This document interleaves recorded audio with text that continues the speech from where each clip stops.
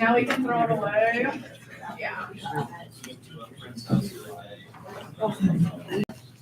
This need to.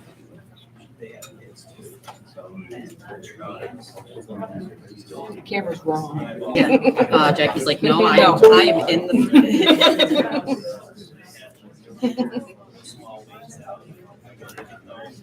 Michigan.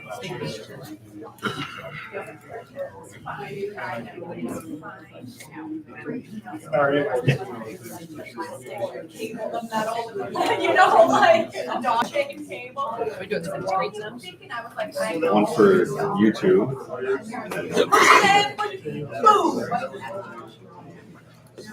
And of course, Have the taxes started yet? I can't hear. I can't see. Help me, help me, help me.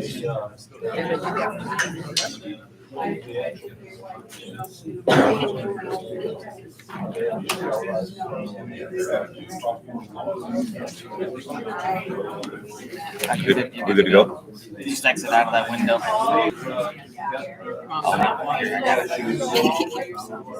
Okay, we'll start when we're ready. Thank you, sir. Start with roll call. Oh, I'm sorry. Commissioner Henny. Here. Commissioner Jarvis. Commissioner Miller. Here. Commissioner Warren. Here. Commissioner Zender. Here.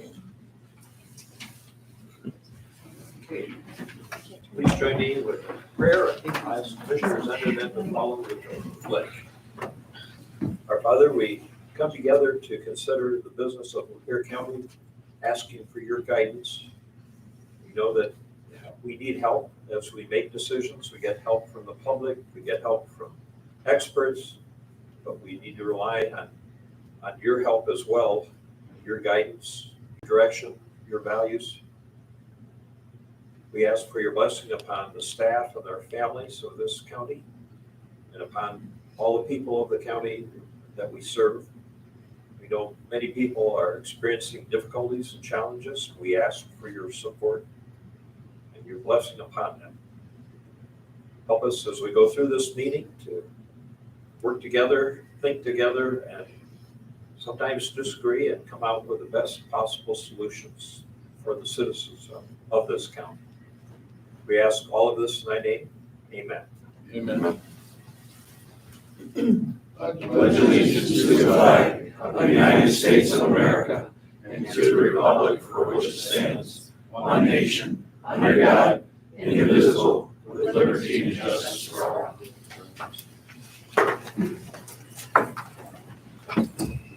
And again, thank you to everybody who was here for being patient as we were able to finally get started, though we were forced to wait today. Check on agenda items. I would like to add one item to the agenda. That is for just for discussion purposes, the interest of what's happening in the insurance industry on the $400. Okay, I would propose we add that after number 8 before public. Make that 8C then. Okay. Not administration, but that's fine. Well, do you want to go down, we could just make that. It doesn't matter. Okay. Do we have a motion for that addition? I make a motion. I'll support. Any discussion? Seeing none, all those in favor, say aye. Aye. Those opposed, no. Okay, so I don't skip it. Draft minutes for the April 28th meeting. Motion supported. Any corrections or changes? Seeing none, all those in favor say aye. Aye. Those opposed, no. Okay, we have going around perhaps, I don't know if I see the folders over there, any overnight travel requests, grant applications, budget items. We got issues as might be now or later with administration.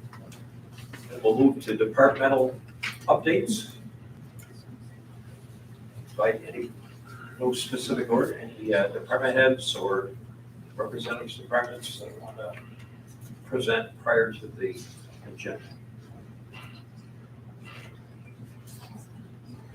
Seeing none, we'll move to the public. We now invite any members of the public who want to take their 3 minutes to comment.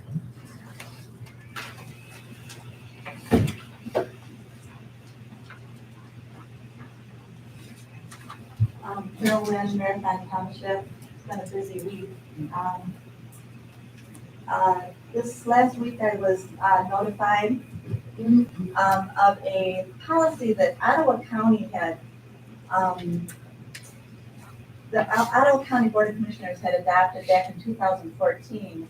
And I was unable to see if our county commission had adopted one that was similar, or I went to the health department site too to see if it was. Anyway, it's part of this policy states, and it was about it's an immunization policy, and it states that religion and other is student or guardian of a minor child with a religious or other objection to immunization shall submit to the enforcing Ottawa County Health Department a statement or objection in a form approved by the Ottawa County Department of Public Health. The form to be used by the Ottawa County Department of Public Health shall be substantially in the form attached here to Exhibit A, or such other a substantially similar form, Then it says, after that, discussion and educational requirement. Prior to the receipt of any non-medical exemption from vaccination, the parents or adult guardian of any student or minor child for which an exemption from vaccination is claimed shall be required by the Ottawa County Department of Public Health to attend an educational and discussion session at the offices of the Ottawa County Department of Public Health at a date, time, and location that will be determined by the Ottawa County Health Officer. I think that's a little bit of intimidation there. I don't like it. I hope we haven't adopted anything like this. And then the next thing is exempt student and minor children during disease outbreak. Students and minor children with temporary and permanent exemption to immunization are susceptible to the diseases which they are not immunized against. We all know that risk. Such students and minor children may be excluded from the school, daycare center, preschool program, camp, or other facility by order of the Ottawa County Department of Public Health. It's just discriminatory, and I just hope we don't have this policy, but I will be looking to see if we have adopted one. That was 2014. Last night at the Marathon Township meeting, there was a couple discussions that were regarding the road commission. One situation on Castle and Fostoria, which sounded like it really needed to be addressed. And then there's also a bridge that, and Dial heard all of this discussion, a bridge that has been discussed a number of times that does not have, and Randy Sell was the person that came here and talked, does not have guardrails. I took pictures. It's not, nothing may ever happen. There may never have a bus go off that road on an icy day, but it just needs to be looked at again, road commission. Back in the mid-90s, Lakeville, when I was on the school board, we adopted a policy called progressive discipline. And that progressive discipline, nobody wanted it. Teachers didn't want it. The papers drug us through the mud. But I tell you what, we put that in. And it was progressive. You got points for certain things. 1 point for being late 3 times. When you got to 15, guess what? You were no longer able to attend school.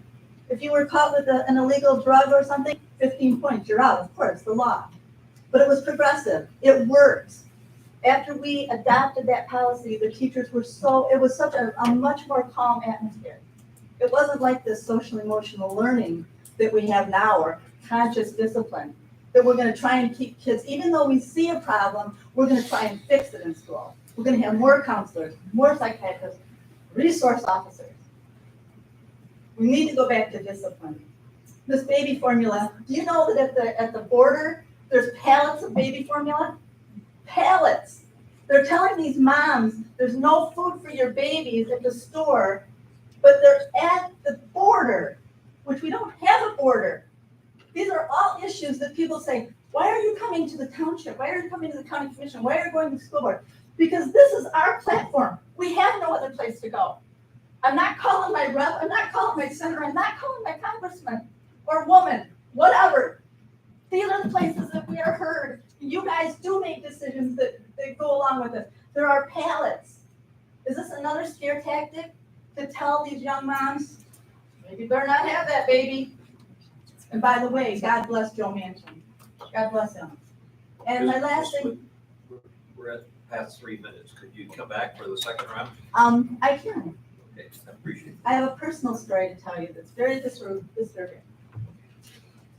Okay, anybody else from the public that wants to comment?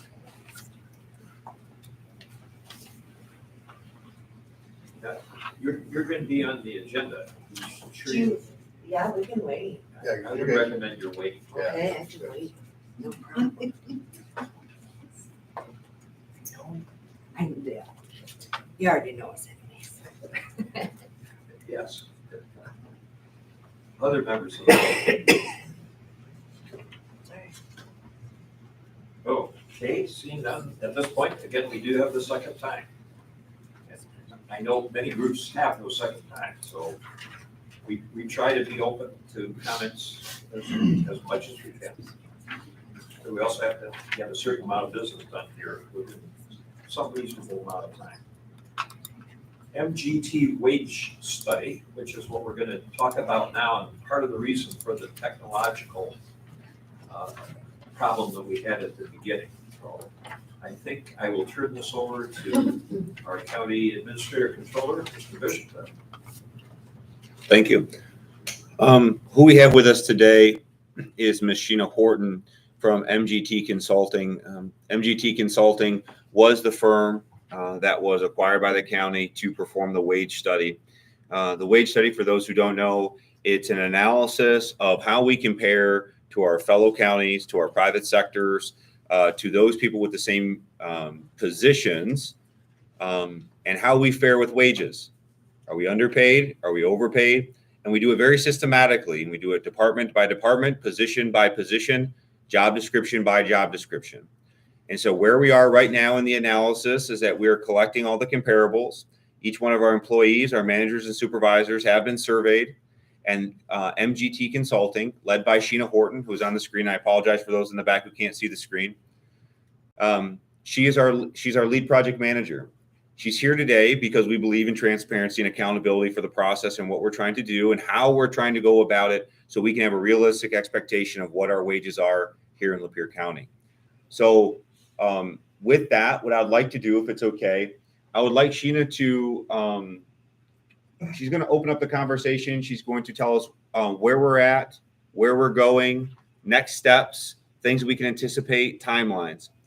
Commissioners, if you have any questions, we are playing the technology game here. So if you could just, make your questions loud enough, I can always relay it to her. But this is the opportunity for the commission to ask questions, things that we don't understand, and to seek more information. Just in terms of how we go about it, staying on track, there is a weekly call with MGT or every other week call with MGT, where our CFO, our finance department, our HR department is talking weekly and bi-weekly with the folks so we can stay on top of this project from start to finish. Okay. So with that, would it be okay if we hand the microphone off to Sheena? Okay. Ms. Horton, are you with us? Hey there, I'm here. Good morning. Good morning. Thank you so much. You could hear the brief description that we gave. We have a full room. People are excited to hear about the update of the wage study as well as the commissioner. So at this point, I'd like to hand it over to you. And if you could just start with a rundown of how we got to where we are, what we're trying to accomplish, and next steps. Sure, absolutely. And I'm not sure who's controlling the video connection. Is there a way I could share my screen? I know it might be small on my side, so I'll share this couple slides I have afterwards too. Sure. You want to try now? There we go. All right, perfect. Thank you. So yes, good morning. I'm Sheena Horton, Project Director with MGT, and I've been working closely with your project team on this classification and compensation project. As you know, we started earlier this spring on the project, and Overall, as you know, with classification compensation studies, it's first and foremost a market study. So part of our task, of course, is gathering that market data and comparing that data to your positions as well as your system as well to determine what updates are needed to make sure you have a system that's equitable and market competitive in order to recruit and retain employees. So to that end, we've completed a number of our tasks so far. As you see on the screen, tasks 1 through 5 have been completed. So we did our initial communications details and orientation at the beginning of the study, assisted folks with doing the gathering of job data. So our employee job content questionnaires, management issues paper that went to supervisors to gather job data and input for analysis. Overall, very good response for both those surveys. So the management issues paper, we had about 45 submissions for that particular survey. That was for supervisors to let us know about any kind of issues that they saw with positions under their supervision. So recruitment, retention issues, outdated titles, lack of career advancement, things of that nature. Job content questionnaire does deep dive into positions. So if job descriptions have fallen out of date over time as they do, this is an opportunity for employees to let us know what changes or updates are needed to their job. So if some of their duties have changed, or if there's additional training involved for their position, that's the opportunity to let us know about those details. And that process also includes a supervisory review of those responses submitted. So overall, very strong response from the county in terms of participation, which we were very excited to see. Had 355 employee submissions with, I'd say, about supervisors responding to a little over 300 of those as well. Sometimes we won't have 1-for-1 on those because supervisors might receive 10 for the same position and select the strongest of that one to let us know their input on that particular position. So all of those position details are looked at and as well as the supervisor input for review and classifications. Part of that class review is ongoing right now. So we're in task 6 and 7 currently, hoping to wrap a majority of those task details this month. Right now, the team is working on finishing up the class review as well as benchmarking. Those usually are done in tandem. When we're looking at your positions, seeing if there's any adjustments to title that need to be done in terms of making sure it's an accurate reflection of the job, that their titles are industry standard and easily recognizable by job candidates. And we also review FLSA exemption, making sure that the non-exempt exempt status are correct on the jobs as well. Part of that, of course, is also in tandem with job description updates, which we've been working on as well. Oh, sorry, my slides are advancing without me. So the job descriptions are also under review as well as edits. Those are provided typically in track changes, so your HR department knows what edits were made, as well as clean versions that are ready to go for their use. With that, we're also, as mentioned, benchmarking across all positions, as many as possible, to our market survey data, as well as our comp analyst database information, which is a composite of multiple salary surveys that provide us more intricate details in terms of market assessment. So we can get down to various levels. Our primary goal is focusing on Michigan State wide, as well as the local area, for making those comparisons, looking across all industries for those implications in terms of market, but also focused on government as well, looking at the public sector specifically. So we'll also have a section of the report that details our market survey. That's when we reach out to a number of your peer counties and comparable counties for gathering salary and benefits data for comparison. That specifically for the benefits review is in the works as well. We're hoping to wrap up the full comparative review of benefits by the end of next week. Following all our these activities, the class review, benchmarking, job descriptions will continue into the next month as well. The next step for us, once all benchmarking is complete, is we pull all the salary data at once, so we know the exact date that we are pulling that market data, so it's the same across all positions. And we'll be running the market assessment against your current plan. And simply what that means is we're taking that market data, assessing where folks are assigned in your current plan, and seeing what adjustments to the plan are needed. And then the next step after that, if others still need additional market adjustments, that might incur some grade assignment updates. So again, if some positions have fallen behind further in the market than others, we might have to make those additional adjustment considerations as well. Following that, market assessment will again provide pay plan models for review and consideration. And then we'll start discussing the next steps with your internal project team relative to implementation and cost out. What's going to work best for the county in terms of implementation of any of the recommendations we provide in our report. So as mentioned, for this month, we're continuing the analysis on the benefits review chapter. We usually do that one first and foremost. In these studies, it gives us a glimpse in terms of total compensation. So this might have implications for policy and implementation later.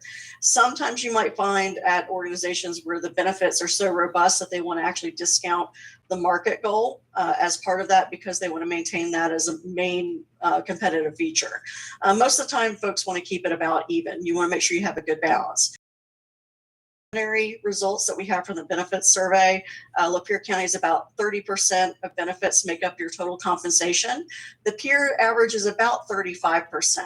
A couple of factors come into play when you're looking at benefits in terms of total comp. So this can be how much investment they're putting into paying the amount for health insurance, for example, if they're paying for vision, dental, and any of those other additional benefits that are offered. Some additional that we are seeing in the market across the board as well as with your peers, paid parental leave is huge right now.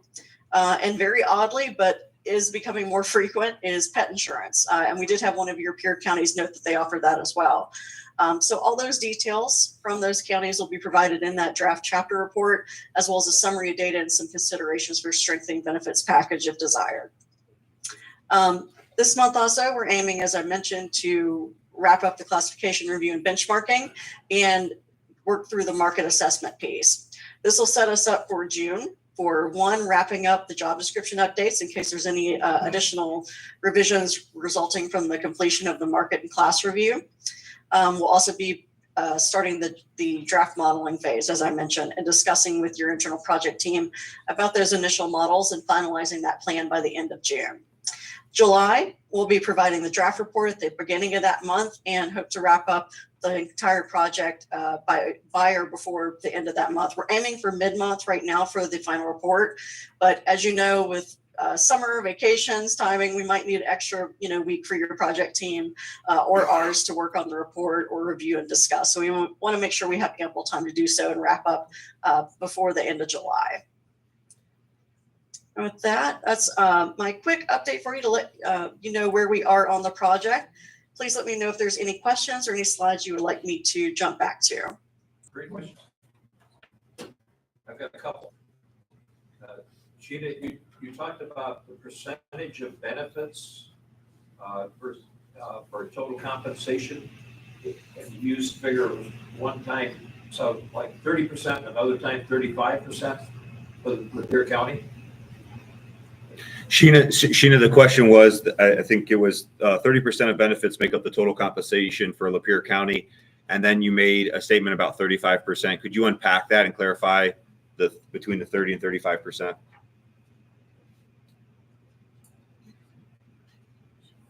She's frozen.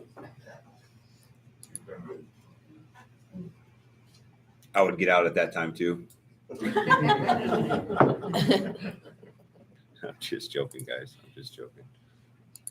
It's just technical difficulty.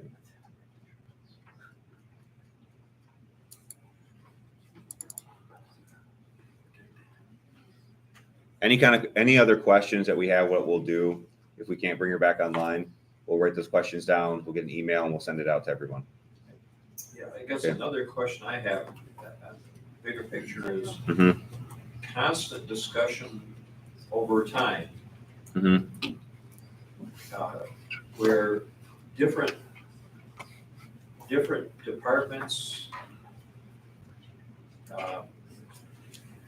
see if I can get the right words for this.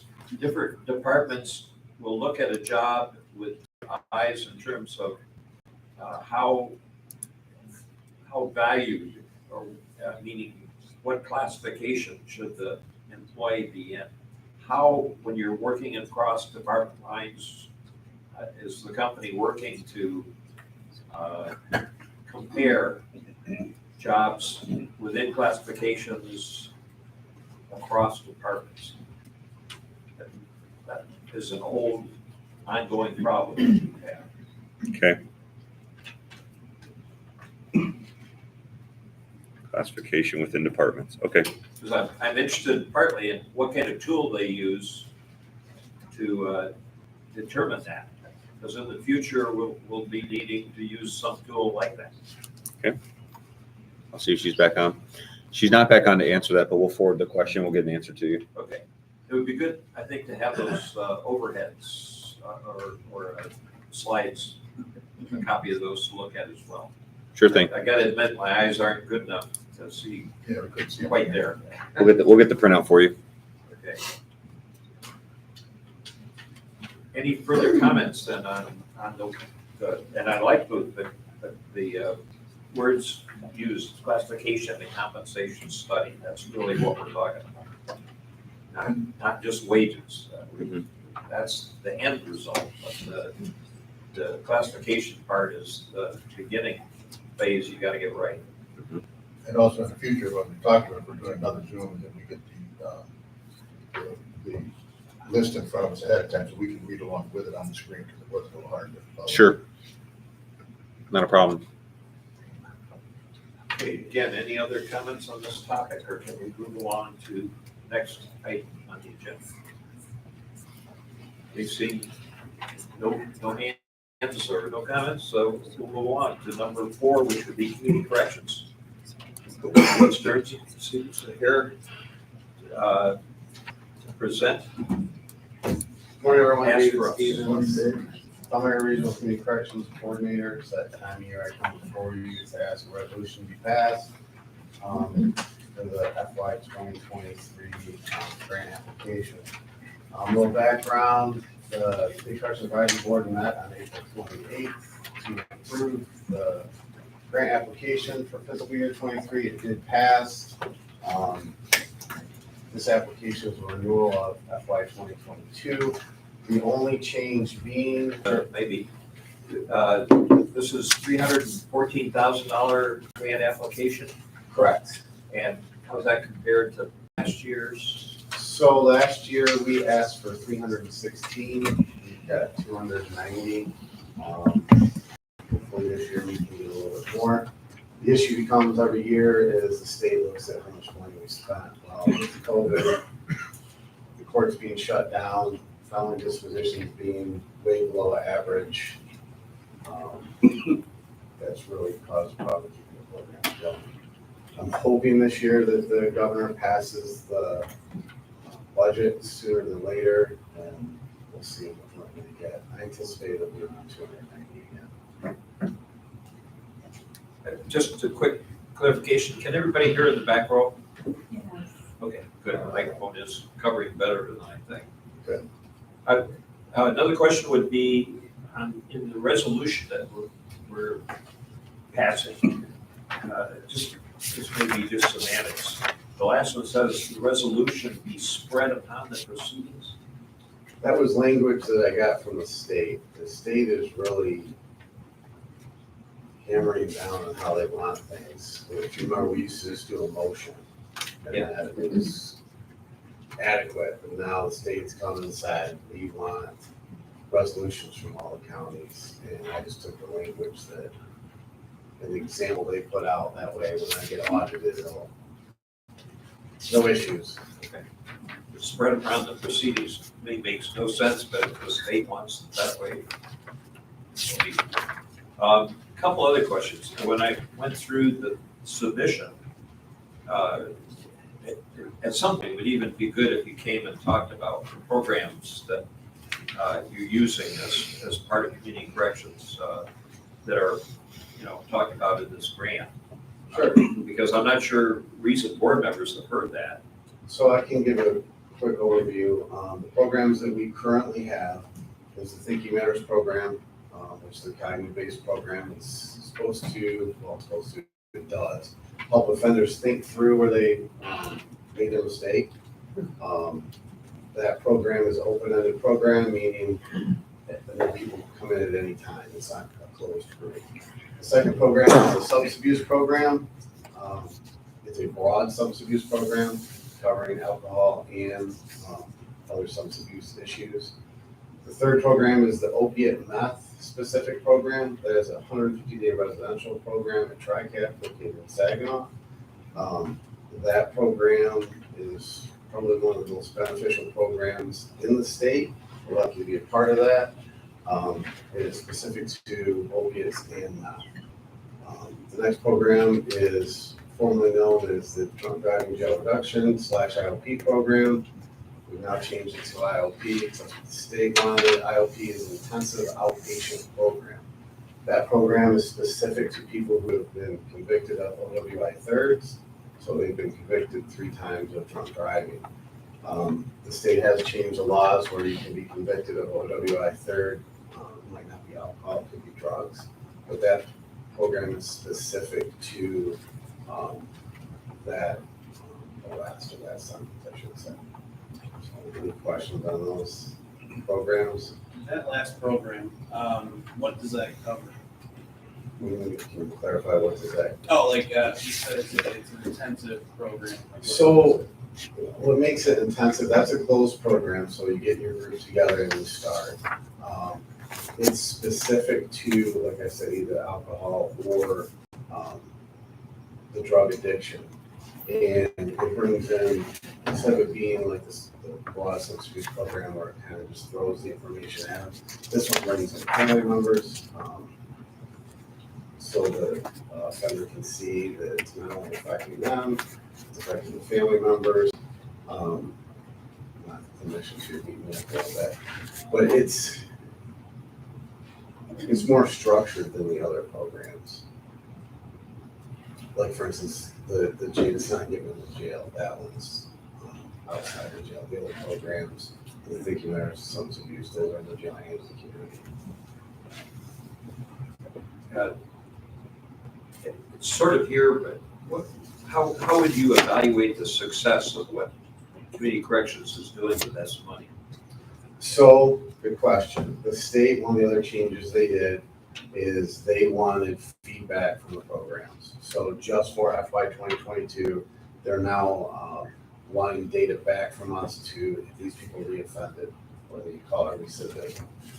So we are now looking at the data when these people complete these programs. We're going out for 12 months after completion of the program to see if they've reoffended. So far this year, we've had one person reoffend out of Tuscaloosa County. So we're looking for above 85% that complete do not reoffend. That's our goal that we've set for. But we really don't have that data over a period of time. That's new data that's being collected. Correct. It is a bigger animal to collect that data than you realize. The data is out there. The problem becomes, I'm not lean certified. I was lean certified. You can't just run someone in lean for no reason. So you have to look at other ways to look at that data. The judicial warehouse is the big one we're using, but literally myself and my staff have to type in every single person and look at the charges. It doesn't even spit it out. An easy way to look at to see if they've reoffended, and that's for all of you. We have to do that. So it's a good thing to do. The problem is not just for myself; it's all the community corrections coordinators. It's a big animal to handle. You look at Oakland County, Wayne County, where you're talking thousands of people going through it. I don't know how they're doing it. So, but the state wants it. So we're trying to keep up. Right now, it's not that bad because we just started it, but if we get things going like we used to be the levels, we're talking hundreds of people a month going into programming. And quarterly, we're gonna have to look at that data. So it's gonna be very difficult to keep up with. But again, it does give us a good feedback to if they're working. Any other questions? Quick question, the 314,000 does not include Huron, or doesn't? It does. It does. So right now, since COVID, we didn't spend half what we had. asked for. So to increase it a whole bunch wouldn't have made sense. We're only offering the opiate non-specific program to Huron County at this point. The way that developed is their probation post supervisor, Charlie Walker, retired after, I think, 25, 30 years of service to the state. The new gentleman came in, Jonathan Brown, him and I had some conversations. Is there anything, that I can do to help you? Because they do Tuscola and Huron. So Tuscola was already a part of us, Huron was not. His answer to me was, well, I've got a meth problem / heroin problem in Huron County. Do you have anything for that? Or can we expand it to Huron County? Yeah, we sure can. Let's get this going. Time frame was short. He just took over the grants due in May. So if it works well in Huron County, if they do approve it, we can get other programs in. But that's a little bit more complicated because you're talking local providers have to be contracted with. The jail's got to work with us to allow the clinicians into the jail. So Are you almost back to normal? now you're Normal close. pre-pandemic No, for operations? No. the courts are starting to have dispositions come through, but you can never catch up. If you weren't running the court, I can't catch that up. The judges can only process so many dispositions per week. So our number is getting closer. Weekly, monthly, yes, but we're not gonna catch up this year anyways. Hopefully, 2023. Any other questions?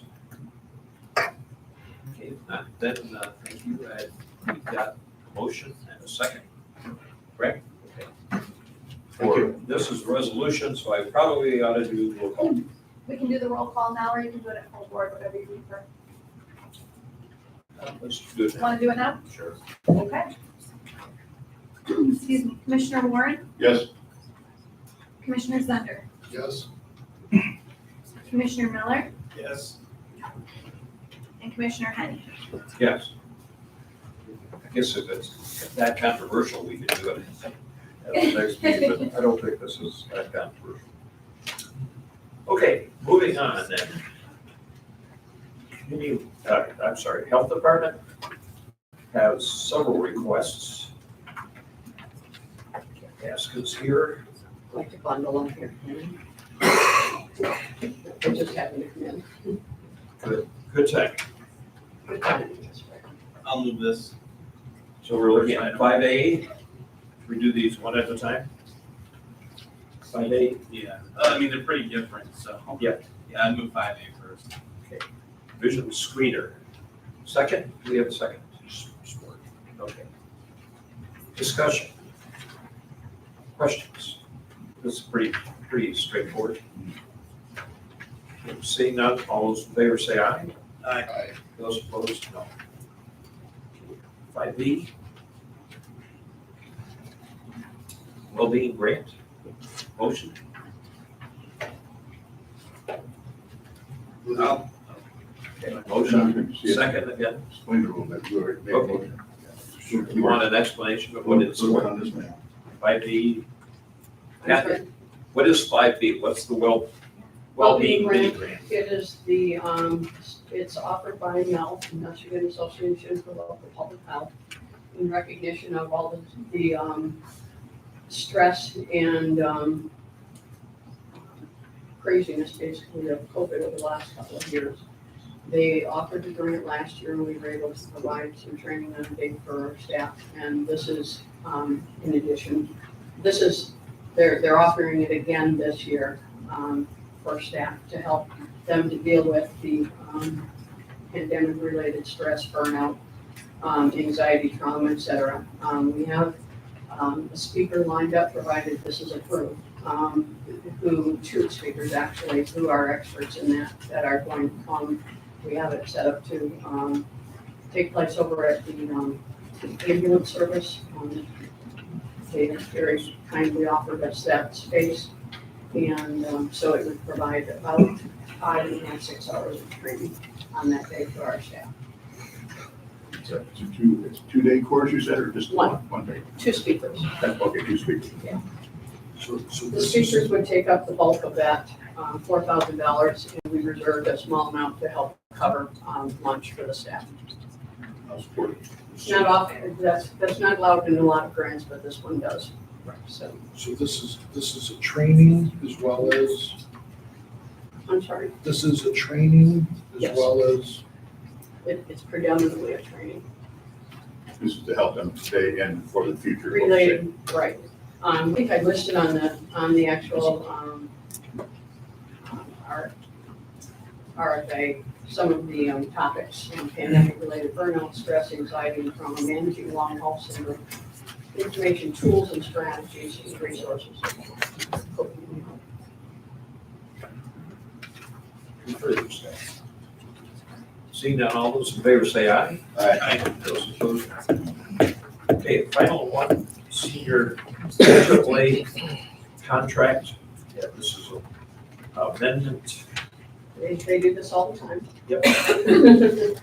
This is an increase of $78,513, and you'll see that it's, if you compare it to Amendment 1, it's $78,513 more, and bigger chunk of that is in congregate and home delivered meals, some in the in-home services investment as well. I'll move it. Support that. Did anybody show up for the public hearing? Help me. Public hearing for it. Yeah, public hearing for this. That I would have to double check with Nancy, I know she was planning to. I was on the annual meeting, did not make it to the public, because of conflict with other meetings. Okay. Any further discussion? We have a motion and a second. I did. Okay, all those in favor say aye. Aye. Those opposed? Quick question on the, looking for a new director for senior services. Any progress to report on that? Not a lot. I have 2 applications right now. One, doesn't meet qualifications. The other one isn't, I guess if I look at Nancy's resume from when we hired her, it's not nearly as strong, but I'm hoping that we'll get a few more in.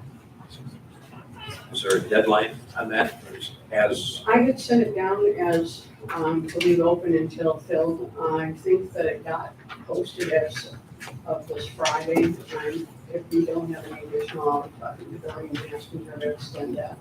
I'm also trying to look back over the original applications that came in 4 months, 5 months ago now, to see if there's anything there that I can do a follow-up on. you had, that one, you had a significant number of applications to that. Probably, I don't remember the exact number. I wouldn't say significant, but maybe 5 or 6. More than for some of the positions. We're going to deal with that personnel. Kathy, is Nancy gone from that position now? Is Nancy gone from that position now? Friday, tomorrow's her last day. I've met with her 4 times now to go over all the programming, detailed things. She did an awesome job of typing up all the programs and who covers what and what they normally do to help as a guide for me. And we're reviewing that one last time tomorrow before she leaves tomorrow. Did she, without getting into her business, but did she leave for a better opportunity, or was there? Yeah.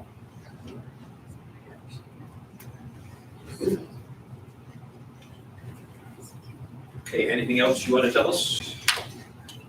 Answer your questions. Okay, I see no questions, so thank you. Okay, thanks. Now have community mental health request for transfer. Move it. Support. Pretty standard operation. Any discussion? This is money already allocated, they're just transferring it from one spot to the other. Warren's not here, so I don't know. You're at our next meeting. Okay, seeing no further than, all those in favor say aye. Aye. Those opposed, no. Okay, road commission millage. And we've got requests. We actually have two directors. I don't know, Director Pearson or Director Daly, or both of you may want to come up and talk to us about this. I think I'll start out. You can throw the darts at me because I can promise you this is my last time I'll be here requesting this. I can guarantee you one thing. I thought I saw you last time a couple weeks ago. Yeah, well, things come up. Again, yes, what we're here today, and again, I also brought Zeb Jones, our superintendent of maintenance is here also. And he'll be to probably answer a lot more questions than John and I when it all gets done. But what we're here for today is asking that the county board move forward a motion for a millage, the resolution for a millage to go on November ballot. You know, it's not the first time that the road commission has been here. It's not the first time the road commission, our road commission had a ballot, a millage on ballot. Back in 2014, we did have one on the November ballot. It failed. It failed. It was like 45 against, 45 for, 45% of the vote was for it, 54 was against it. The difference of 2,422 votes. What did we learn from that? Some of the comments that I heard through visiting the townships, visiting the cities and villages, one concern was about the length. That particular millage was for 6 years. This one's for 4. We did shorten that. The other concern was the generated funds. There was concerns on the north end that the generated funds would go to the south end where the traffic was and the population was. And there was nothing spelled out in that language to help the north end, the north counties, the north township. So we changed this one. It's not different in the ballot, but it's different in the resolution from our board. Again, our board resolution states that basically 70% of the millage money that's generated in the township stays in that township. And 30% of it goes to the road commission for primary roads. So 70% of that money will be used on the local roads within the township where it was generated, which I think is that was a big key thing for us.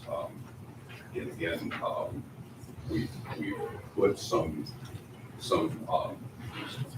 resolutions out to townships. I think you guys have a copy of that in the package. Those resolutions were in support or not support the village. Currently at this time, we have 17 back from the cities, villages, and townships. 13 are yes. We have 3 no's and 1 no action so far. I'm sure that will continue to trickle in. That's where we're at. I think when you guys were getting your packet, we received 4 additional. Oregon Township has voted in favor of it. Hadley Township has voted in favor of it. Metamora turned it down, and the village of Hummaville passed it in favor of it. So we are getting the township's input through resolution before we actually got here. We intended to have most everybody in, the meeting schedule and stuff, kind of threw things off. The third thing we found is probably the biggest thing was you have to have a plan. Back in 14, when we did this, went for the millage, what we did was we had a list of roads and what needed to be done to them. Currently at this time, our engineering department, using asset management, which is an assessment of roads system that's used by road commissions in the state of Michigan, they're putting together a plan that will be ready for our road commission board approval in June. And that is the basis of what gets done. as a millage fund glass. So you will see, along with our regular road funds, obviously, but, the combination too. And what we anticipate doing in our presentations is going to the townships and whatever other organizations we need to let them know, here's what we can do with what we're currently funded. Here's what we can do with the additional village. They are involving the townships also. They've started asset management plans with the townships, so the townships will be able to answer the public question of what are you going to do in the township with our fair share of funds. So I think that we've gained enough support from the townships. I think that I would like to see the residents have a chance to vote to see if they're comfortable with the way the roads are now, or if they'd like to improve. I'm gonna make a motion to move it, and just with that understanding. It's gonna be a tough battle, a lot of things going on in the village. You have other areas that are raised, they're looking for villages also. You got high inflation going on right now, so people are very, very worried, so you got to work that out for you. So I know that, and again, like I said, I'm about done with the road commission, but I will be on board as a person to support the village and do what I need to do, to help push this through. I'll support that motion, and I'd like to add also, obviously, I was at a township meeting, Monday night, and their board did not go along with the resolution, so 4-3, I think. Yes, so I think you guys got a major uphill battle to fight. But I think it's important that voters get to decide what they want.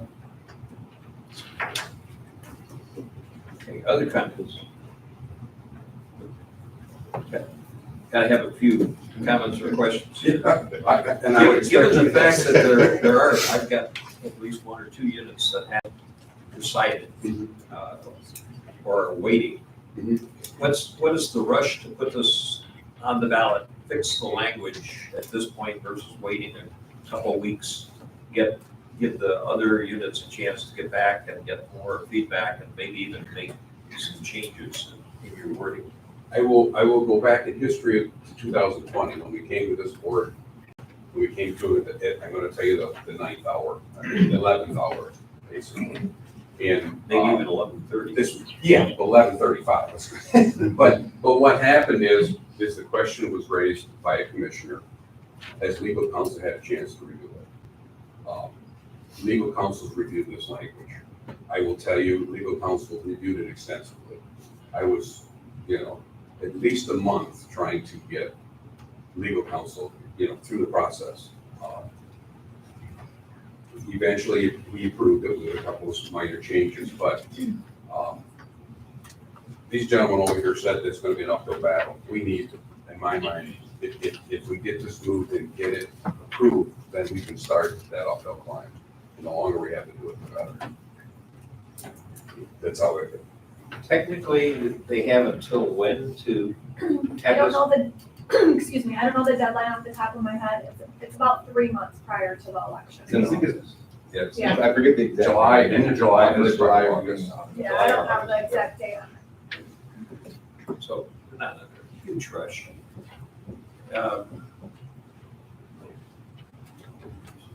You're sure there's no change you're gonna make? I mean, this is very general millage. Mhm. I know one of the units wanted to see more detail before they had a position on it. Is there any reason not to wait for a little bit to get a little bit more detail? I guess that I just feel like this is the language. I mean, I can't give you any reason why not in detail. I can give you a reason why I'd like to get it moved forward so we can start the process, I guess. I mean, for one piece that's not in here that's pretty significant, for example, is the fact that the villages and the cities would get 100% and the townships would get 70%. And I'm curious why that was specifically, that split wasn't included in the language. Because as it reads now, I mean, everybody's relying on the board's The resolution. informal resolution, or formal resolution, but not language to cover that. And I guess I guess I can't answer that why it was, I mean, my concern is how the statute, the law goes about the millage, the statute we're using it under, and how it applies to designating monies to the township. And I know under the statute, they say that's our statute that the road commission can ask for millage. I don't know how that breaks down to the township, if it's under the same statute, I don't know. I know in other counties that they have a primary millage and a local millage, they're separate millages, so I don't know if the statute's different, and I guess I could ask legal whether that makes a difference or not, I don't know. We have two townships, I guess I could have asked Ron Siskey. I don't know what statute they use, state statute, to allow them the right to propose millage or ask for millage. I know that's what we can use. John, you want to speak? John. Go ahead, John. Mr. Daly, the new director. Concurrent director. The, first of all, your road maintenance agencies, 100% is going to the road maintenance agencies. In this county, those are the road commission, the cities, and the villages. The cities and villages do not have partners like we do with the townships. And so what this does, how the road maintenance agency in the city and village is going to spend that money as they see fit. What we're doing is partnering with the townships so that they will have a significant say, 70% say. And that's one of the reasons to get this out early, is because the money not only goes back to the townships, but it also, we have significant input from the township on how that money will be spent. So in putting this case forward to the voters, we need the maximum amount of time to be able to show them how that's going to be used at the local level, and we have to do that in conjunction with the township. Is there a reason not to put the 70% in the language of the ballot issue? I think it's just, it probably makes it unnecessarily complicated. The ballot, my experience with village issues, is the legal usually wants the language to be very simple and straightforward. And the more complex you make it, the more difficult it becomes to clear legal. And then the second thing is that you can tie your hands downstream, but the intent is clearly, this will represent a change for the road commission. Traditionally, most road commissions in the state think of the townships as their principal customers. With this, this changes that relationship to where the township is now really an active partner, much more than they've been in the past. And given the level of inflation that we're currently seeing in price indexes, I think it's a reasonable proposal. And even delaying it to get your answers, the township's not going to change where they're going to be on the ballot. It's going to be for the voters to decide, but it's up to them to convince that township, I guess I wonder if it might change the way they wrote the ballot proposal. They had over 2 years to come up with this language. They're not going to change it in the next month. They haven't done it in 2 years. And they have a substantial amount of support from the local governments. I mean, it's not like we only have like one or two, there's quite a few that passed it, discussed it. The other thing I would just ask of the road commission is, with this being a 1.85 mil over 4 years, that's a substantial amount. In 4 years, if this passes in November, of course, do you suspect this is going to be a renewing millage continuously, or is this going to be something that will be reduced over time? Is this something that's going to be used maybe as a stopgap for immediate funds? If I had the answer to that, I solve most of Michigan's road problems. First of all, the 900-pound gorilla that's in the room right now is I can't tell you what's going to happen with the local economy and the national inflation. That's going to have significant implications there. What I would tell you is our intent and the history of this road committee is that we're going to ask for the least amount possible to maintain the roads that are safe, so that they're safe for the motor public to do. That is in fact our intent, and that's the reason the resolution is worded. Okay, I'm just asking because I know that's. I can't predict. What I tell you, Yeah, I think without that, Yeah. Well, the reason I asked. crapshoot answer. Yeah, well, and the reason I asked though is I think of it like this, some villages can be like a sinking fund, right? Where it's not something you vote in once, it's for specific projects, and then it ends at a certain time. I mean, so this is gonna be more or less for operation. This is an operations. This is an Continuing operational. operations. Yeah, continuing operations, so it's not gonna be like, okay, we're gonna use this 1.85 right now for, fixing some of the initial problems that we have in roads, because they have been so underfunded for the last several years.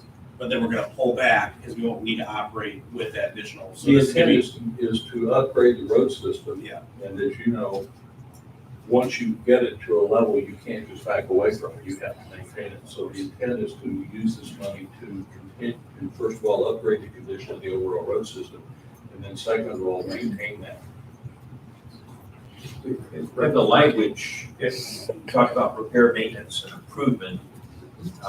And I'm assuming that includes staff salaries and equipment. All of the things that you would, not just the actual product of going out and paving a road or graveling a road. Well, and the idea, and I'm gonna go back to 14 again. This language was added because that was a concern. That's why we put in that it was the roads, and that kind of stuff, just for road projects. And that's the millage money's funded for that. I'd like to go back to Brandon if I could, because your advocate was a renewal. I will tell you, Brandon, that we have 500 and some miles of paved, I'm just gonna go paved roads. We got 1,310 total miles of local road we have to take care of. Of the 510 miles of paved roads, 78% in 2019 during PACE revision, 78% of them were in poor condition. I will tell you, we just took bids on an overlay, a wedging and overlay on 10 miles of road. It was $3.7 million. Simple math is it's $370,000 a mile to pave, overlay, not reconstruct, overlay that mile per mile road. You do the math, pretty simple math. If it's 300,000 and you got that kind of mileage, this 4 years isn't gonna. It's gonna take a long. It's gonna take a long time. Okay, that's what I wanted to ask you, because that helps me understand, because, 1.85, it's gonna take a long time to even get us up to what we need to be up to, so. Absolutely. Understand, so we'll be renewing, but it's for essentially building a road back. Yes, absolutely. Thank you. And of course, just like any other capital improvement, if you don't, this is the funding we need to bring the roads up, to begin to bring the roads up to where they should be. If you look at the fixes that we would have to do this year, if they remain unfunded, next year, when we come time to look at those fixes, they're not at the same cost, because the road continues to deteriorate during that period of time. In another addition to this is a local deal, it's staying to the county of Lapeer. We hear what the state does, and don't see the results, and of course, they don't see the results of you when it comes back to review. I promise you, they will turn against you also. People are starting to take care of us, that's what's about. So they're saving. I apologize, I gotta go back to my question before I asked. Does this include staff and equipment? The language says maintenance, it doesn't say staff and equipment. So I'm gonna tell you, no, that's not the intention of the village. The millage, Because I think that'll be an important question. absolutely, and that's the question we had, and it specifically says that it's for maintenance and repair of roads and bridges. I believe the Right, intent so of it's this not increasing. proposal Yeah. was to put something that before the voters, that they would see direct benefit from within each of their townships. And the indirect costs, overhead costs, if you would, associated with operating the road commission will be paid through the normal funds that we use, that we get from the EPA. I think that's an important part. Point. Maybe one thing, sure, a couple things I want to point out. We talked about, so far the input we've got from the townships as well as residents is what is your plan? That's a lot of data for us to compile. We spoke about asset management. Asset management isn't something that we're doing specifically for this road and village. That's a mandate that the state of Michigan has passed down to us to do an inventory of your asset management, see where you're at, and it's a huge part of transparency. Where are you going to spend your money? Where are you going to spend your money not tomorrow? Where are you going to spend it 3 years from now? We want to see, the public needs to see. That's the huge reason why we're here early. To answer your question is, if you guys approve this to go on the ballot, my staff has a lot of work to do. That is to work with all individual townships, which is a huge task, to put that plan together to say, these roads in green are what we're going to do with their current funding. If Mayfield Township were to have an additional $350,000, we could put a lot more green roads on that map for the voters to decide for the county commission. We feel good with it. The big thing that drives this for me as the one who is responsible for maintenance is every day I field phone calls from residents. The most recent one was over on the St. Clair Lapeer line. Why can't we have nice limestone like St. Clair does on a regular basis? We're under the same Act 51 funding as St. Clair does. So the money per mile is there. The difference is you're comparing me to counties that don't have a millage. As a resident, we've all talked, I'm not so sure as though I'm always for higher taxes, but I feel enough of those complaints, people wanting the roads fixed, people saying, have you guys looked at a millage, that we all feel that passionate that we need to at least get this to the voters. And we will have a plan in place for them to see where the funds are going to be spent. And if they turn it down, then we go on. I can't agree more with what they said. What happens at the end of this one?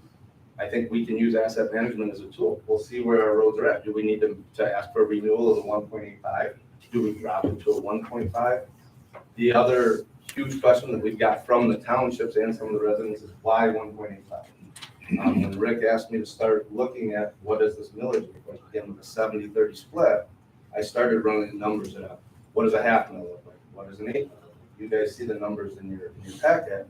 A simple overlay now is $300,000 per mile. A total rebuild, you're probably $750,000.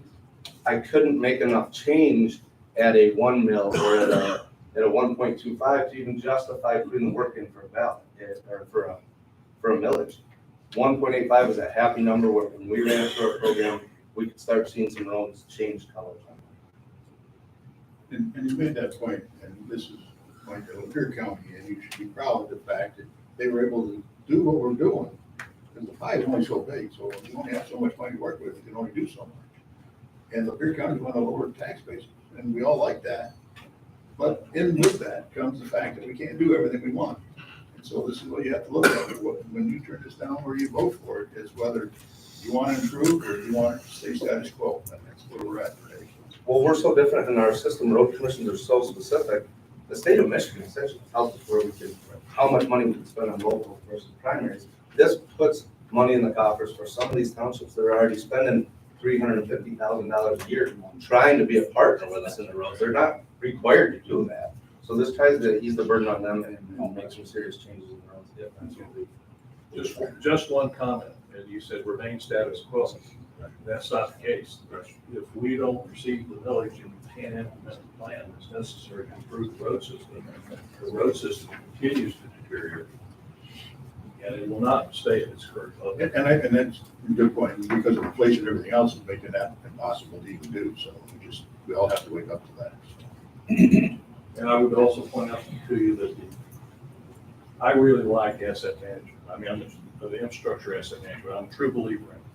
And the reason I'm a true believer in it is you move to a strategy that looks at where is the optimum investment, where you can get the most service life extension for the dollars that are spent. And in return, move to a more efficient road system over time where you have more money to spend on your worst case road.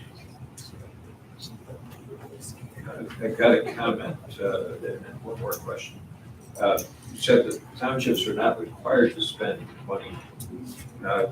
Historically, you may remember that 83, 84 townships. He might remember back born. I was born, but yeah, I wasn't in the road yet. They went to the voters and took 0.9 of some mills away from the county and county services to put towards roads. So it didn't say that in the ballot language. That's one of those things that makes me a little nervous because some townships overspend what that should be and some townships underspend what that should be. And even though it was promised. And if I may comment, and I bring that up to those townships that tell me, we're not required to spend money on roads, and they had, give you the responsibility. You're absolutely correct, but you remember this, and I will tell you, Ron Siskey was a big supporter of that, because Ron is one of the few township commissioners, township supervisors that are still there that remembers that time. He would be. Yep. So the other question that's gonna come up from the voters is supposedly there's all this infrastructure money that the federal government has passed that's gonna come down for roads and other things. What comment do you have on that? Most of that's going to be, the way the federal government can provide money for infrastructure is under a constitutional mandate for, that they regulate interstate commerce. So they have a qualifying system called the federal aid eligible system. And most of that money is going to go into the federal aid eligible system. What that means is that's your I routes, your US routes, your in routes, and most of the primary road systems. I think a great example of it, you saw the government bond to fix the road. You're seeing the results of some of that in Lapeer County on I-69 right now. That never hit the, let alone the road commission, let alone the township to be able to use on the road. You're seeing her fix her roads that are essentially her road. It's almost like I don't know, for me at least, it's like whenever I see construction in certain places, I think this place right here, I never think, oh, this is a bad road, but it'll get fixed. But the place where I do drive, where the roads are terrible. So to answer to that, we're fielding those questions right now because we're overlaying Guyton Road, we're overlaying Rochester Road. People go, why are you doing this? Because, and Lake Pleasant Road, why are you doing this? Bowers Road is a Morse Commission. Well, one, Bowers is a local road, so that brings up a whole different set of funding. But the other thing, John talked about saving what you have. Yep, Rochester, Lake Pleasant, and Dryden aren't as bad as Oregon roads. We're putting that asset management into place, saying, hey, if you spend $300,000 a mile right now, you'll prolong the life of this asphalt for 15 more years. Get it off your radar in order so that you're not at that $1 million a mile fix. That's what asset management is all about. What treatment can we give a road right now to flatten that curve from the road going to a total defect? So that's the answer to your question. Why do you see it sometimes? Because it's a preservation that we're doing. Even cracks. Even cracks. Even cracks. Absolutely, yeah. I just heard that come up. That all ties into asset management. Rick, I have one other question. I don't know if you know the answer to this off the top of your head or not, but out of all your municipalities, who actually spends the most money with you guys on roads? That bounces year to year, depending on what the project is. I've seen Alva Township some years spend $350,000, and then the next year go, we're only spending $60,000. I think it's a fair statement to say, obviously, the farther south you go, the more tax money townships have to work on. It's not fair to compare Rich Township to Elmont Township, and you look at their budget. Well, no, I'm just looking at Elmont Township and I see, you know, out of all the ones listed here, Elmont Township is the highest taxable value. And my question is, are they spending the money on the roads, you know, as a percentage basis equal to or above the rest of the townships? I think they're on the top end of it. Regularly on the top end. Are they top every time? No, because you'll get certain townships that have big projects that they save up to do on an annual, they may take 2 years to get there, but they collect their general fund money to where they can afford to do it. Elmont pretty well is they spend right there at the top all the time. What this gives us control over too is I don't have any control over how much money a township spends out of their general budget, right? The road commission is still the fiduciary for these funds. It says in your packet, at that 3-year mark, we know how important, if we want a renewal, it's gonna be for the taxpayers to see their dollars at work. So at that 3-year mark, if Elmont Township, we'll use that for an example, I think there were 300-some thousand a year generated, if I remember right. But if at 3 years, they're sitting on $900,000, the road commission is gonna step in as the ultimate one responsible for the local roads and say, hey, we're gonna select your projects for you now based on asset management, because your board didn't have the ability to agree as a project on one project maybe, the road commission then would exercise their power and go, all all right, asset management says we need to do this, this is where we're going with it, if we have any hope for renewal. And I'm sure that won't be the problem. Right, you're right. At least in Elma. Yes. There might be a lot of hot discussions on how that goes. Okay, any further comments, questions? We have a motion on the same. Yes, We have a a motion and and support. And support. I have Commissioner Warren's motion with Commissioners under support, is that correct? Yes. And again, this is a resolution. But we can do it here or at the full board. That is correct, I feel like we should do it here though, because we did a roll call on the last one, to keep it consistent. Well, but there are a number of missing commissioners, possible at least one will be back. You can make the call, Commissioner. Any concern if I just call a general vote now? I see no reason that we couldn't do a roll call vote and then Roll call again. do a roll call vote next week as well. Right. We'll come back. We'll be here Thursday. Is that legal? Yeah, I was going to say, this is not our Yeah, final and action, but if it changes at the full board is the end all be all. Right now, it's just moving to that. So Yeah, you guys are roll just call moving it. vote on any motion made. Yep, exactly. We can recall any. Correct, you can call a roll call on anything. Would you like a roll call then? sounds like, yes. Yeah, let's keep it consistent. Sounds like yes. Okay. Commissioner Warren, Yes. Commissioner Miller, Yes. Commissioner Zender, Yes. Commissioner Henny. Yes, and I would say my mind got changed by the quality of the presentation.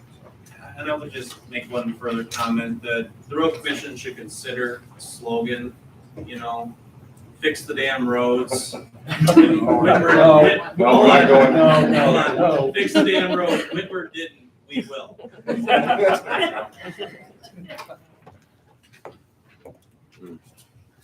Again, we will reconsider this the next meeting. Moving on to administration and finance. 8A. I'll move it. I'll support it. Anything we need to discuss about it? Mr. Bishop? No, this is just an amendment. The city of Lapeer, specifically Dale Curbison, has stepped up in a major way to show collaboration with the county in terms of usage of the pavilion. And because the other proposals have fallen through for various reasons, Mr. Curbison has stepped up and said that we would like to ensure the partnership. So we'd like to make sure that it goes forward. And by doing that, he has proposed that the city take over electricity of the pavilion so events can have it there and they would maintain it. And it's very agreeable. And I think it's a great step on behalf of the city and Mr. Curbison specifically. Good direction. Any further discussion? All those in favor say aye. Aye. Those opposed, no. Our shipments bill, another record low almost. Yes, you got it, I'll support it. I'm assuming no discussion. All those in favor say aye. Like the smaller ones. Those opposed, no. Okay, now we have an added agenda topic. We're going to talk about some topic that Commissioner Warren asked that we put on for discussion. Yeah, the public has asked us to put it on the agenda a couple times, and so I brought it forward today. We do have a spokesman.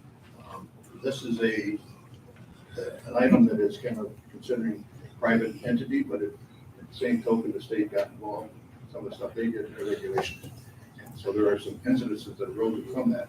So today we have Christy Grossman come speak on behalf of some of the clients of how it's affected them. Everybody has received their $400 by now, should have, from the insurance company, although I heard a couple days ago, there are still a few insurance companies that haven't done that. They're supposed to, so I don't know how that process is going, but we're just going to get this for discussion today, and also possibly down the road we'll get a resolution. That's okay. Just to be clear, a couple weeks ago, I don't remember, I think you might have still been going. I had actually asked the commission whether or not they would want to support a resolution. It was just an informal ask, and I don't think anybody supported that idea. I do remember not being here, and I regretted not being here that day. I didn't know that we had a resolution going forward, But we I have a wouldn't resolution. have it. I didn't even want to put in any work to put a resolution together if the board wasn't even gonna consider it. And I would, and I've learned, I'm not even putting any resolutions, because some of the board was not, this board is not. But I think for public discussion, and if you're willing to do that again, I would probably support the resolution. Yeah, so the resolution that I would have put together is one that Tuscola passed back in February. That's what I had passed out to everybody else. So if you guys want to consider it, I already sent a letter that pretty much a direct carbon copy of the Tuscola County resolution, but the board as a general wants to support a resolution. I'm more than happy to just fix this up and turn it into something that's workable, because I think it's well worth it. I think it's a well worth endeavor. As I said, the rest of the board didn't. So I didn't put any more pressure or discussion.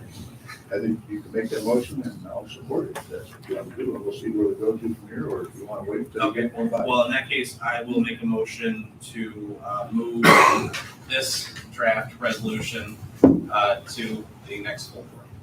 I'll support that. Okay, we have a motion. Go ahead. But I think, we were going to discuss the topic. I think we should still discuss it during this motion.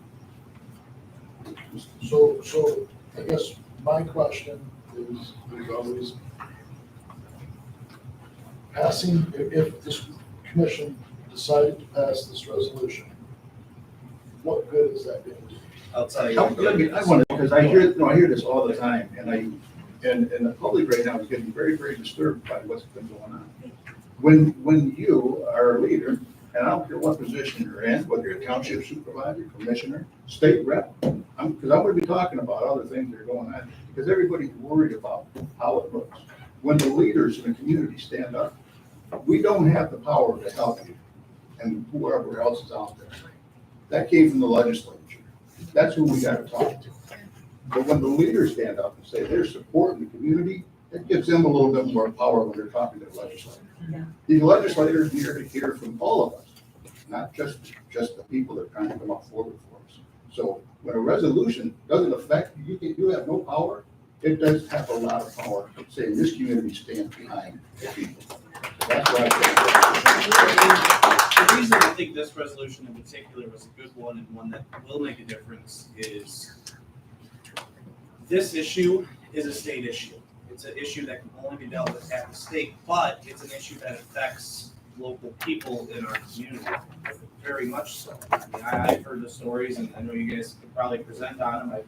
We've all probably done plenty of research. We've all heard from you guys, so I don't wish to present, but we know what you guys are talking about. We know the issues. The issues are real. The issues are there.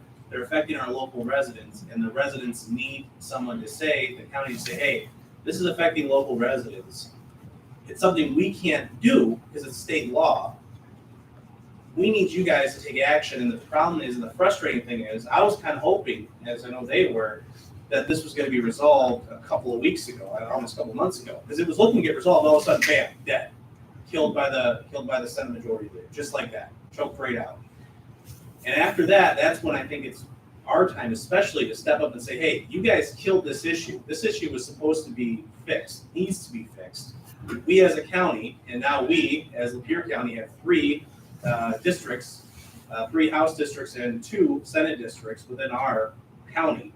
We as a county need to step up and say, hey, our people need support from the state. We want you to fix this problem like it was supposed to be fixed several weeks ago. So that's why this will make a difference. This isn't a meaningless resolution. While it doesn't have any teeth, there is no teeth needed. This is a voice saying, hey, you guys at the state need to fix the problem for our local residents when it comes to the serious issue that you guys set in place in the first place. So that's why I think this is different from, I like puppies, we should have a national puppy day. Or, I don't like what they're doing, or something along the lines of some federal government issue that we have no say over and no control over. And, this is a state issue. This is an issue that we can, I think, make an impact. the other issues that came up, and resolutions that made an impact, was mandates that we didn't stand up for. Second Amendment right to fight. It's like, these are things that the people are asking for. We got to quit debating that. This is a very conservative board, and we don't even stand up for them. So resolutions do make a difference. Your voice makes a difference. We're going to talk about today. When I'm later, I'm going to be talking about your voice, our voice, because you guys aren't even aware of what's happening in this country. They can lose your voice today. You don't even know. I'm going to bring it up to you. But You're my going to be point surprised. goes that though, like the Second Amendment resolution, good thing, right? completely meaningless though, outside of just public support, right? This is a little different because, you know, the Second Amendment, that's the Constitution, we don't have any constitutional courts, right? It was just a simple voice. This is not only a voice, this is also a force, and let me tell you, this is gonna go to Gary Howell's office and Kevin Daly's office, and the other people who are running for state house in our area are gonna take note of this kind of stuff. And I know whenever I talk to candidates who are running for those positions, I talk to them about this particular issue. So that's why it's incredibly important. And it's also important too for the people who are pushing the solutions in the legislature right now to say, hey, I have this resolution from all these counties demanding we pay some support. That's why it's important, because there are solutions currently being worked on, and they need the support behind it to say the people of the state, the counties are for this, you need to be for it as well. So my question to you is, do you guys have a solution to the problem? Solution to the problem. He's not a chomping at the resolution, bit. Okay, Yeah, how do you fix what you need fixed? yeah, thank you guys. My name is, I'm Brian Harrison. I work with Advisor and I can't thank you guys enough for a lot of the things. Putting you've up already- with me. Yeah, well, and Christy and Julie, I know have been here and we really appreciate you guys taking the time to listen. And I spent a lot of, so I haven't been here just because I spend most of my time in Lansing advocating on this issue. And so I wanted to be here today. Again, thank you for putting us on the agenda, more of an impromptu type of a session or event to help answer questions just like that, Mr. Presenter. So we do believe, so kind of twofold. I'll back up just for a minute, right? And I'm sure Chrissy and Julie have mentioned it. We value the lift the state made to change our auto insurance laws because of the way it was going. We see the work, we do this work, we support these families, and yeah, it's our business, but we love what we do, we love supporting people that need our help. And we also, doing this work, saw things that needed to be addressed, right? Anti-fraud provisions, utilization review, to ensure medical treatment truly is appropriate. Same thing other insurance companies would use, right? That was not in place prior to this law coming into effect. And to top it all off, the choice of personal coverage that now you can choose is a great idea, because it didn't make sense to mandate from, to be frank, I tend to lean more of a conservative manner myself, so I value the choices now that we all can choose to make for our families or what we have available. One of the things that was the tough part for us in doing home care is that prior to 2019, the Michigan Catastrophic Claims Association, kind of that reinsurance company for all these insurers that, again, all of us as drivers paid into, that $25 billion fund that's out there, is what's paying for the care for these individuals, and that's where we got the $400 from, because they had the surplus and whatnot. But prior to the law in 18, that MCCA, that fund, already was managing the costs for our services in home care. We would get free quotes, right? That was a standard operating procedure that they were already doing. And so we believe during the legislative discussions back in 2019, it was not the intention to affect home care because of those types of practices that were already in play. Now, fast forward to today, in doing the work we do, we kind of saw the writing on the wall, and we understand insurance companies, right? They have to charge what they charge and pay out what they pay out, so there's still a little bit of profit in their form. We get that, that's how they operate, right? Doing what we do, we knew the interpretation was going to be what it turned into today, which is our rates that were deemed reasonable in 2018-19 are now being mandated cut, again, 45%. So our $30 an hour to send in a certified nurse assistant to help care for somebody with a spinal cord injury is a government mandated 45% price cut. So now we're getting reimbursed $16, $17 an hour. And that might be all with you. I apologize if it is, but that's kind of the issue that we're looking at. We don't, and so that was a cap, right, that the law put in place. It was a cap for charges. I believe it was meant for hospitals. We believe it was something that the governor put in kind of at the last minute to cap those hospital charges. As we talked with those that were there in 19 and working through it. Because again, as we talked with senators that were involved, it was not their intention to dismantle the home healthcare industry and at the same time to affect those patients that have been using this insurance for 20, 30 years that they paid into. So from jumping forward to a solution standpoint, we do believe several things that have taken place over the last year, things like Representative Phil Green had a bill that was introduced that kind of reignited the issue and made it so we could talk again like, wow, there is a lot of support to do something to fix this for families. It's a real issue. It's not just people like us as providers giving lip service and saying, hey, this isn't fair, right? But this is real. And that was the same type of, I think, legislation that was shut down by Speaker Wentworth and said, hey, we're not going to do anything. I don't think this is a good idea. It doesn't make sense to me, kind of thing, right? So as we're coming at this, the resolutions that we've been working on with neighboring counties have kept the solution general and just pushing it back on the legislature to fix, because at the same time, we have ideas on how it could be fixed to be pretty reasonable. But we're still working through that process because, as you, I'm sure all know, the legislative process is a slow one. And so we have been working through things in that regard. We believe, given feedback that we've had in working with different folks in conversations, that for home health care, the state would be wise to adopt a replica of what the workman's compensation statute lays out. So for somebody who's injured in a work accident, there's the disability benefits available to them through your employers. That's a state mandated purchase or requirement for employers to provide. So those similar services are available should someone have a catastrophic injury at work. And so our proposal is to take a very similar language that's already been vetted, worked through, and the state understands, and simply insert that into the 2019 Act as a lift of that 45% mandated cap. So using that type of an arrangement of reasonable charges or a provider's rate, whichever's less, to ensure that services are able to be provided at market level at a fair rate, but then also there's a check and balance in ensuring that, again, providers aren't charging and collecting whatever they decide to put down on paper. So I say that, it's like, wow, that seems pretty simple, which is what we're going for, to be frank. That's what we've been told by the senators and legislators that we work with, is that it needs to be simple and something just that most folks seemingly could understand.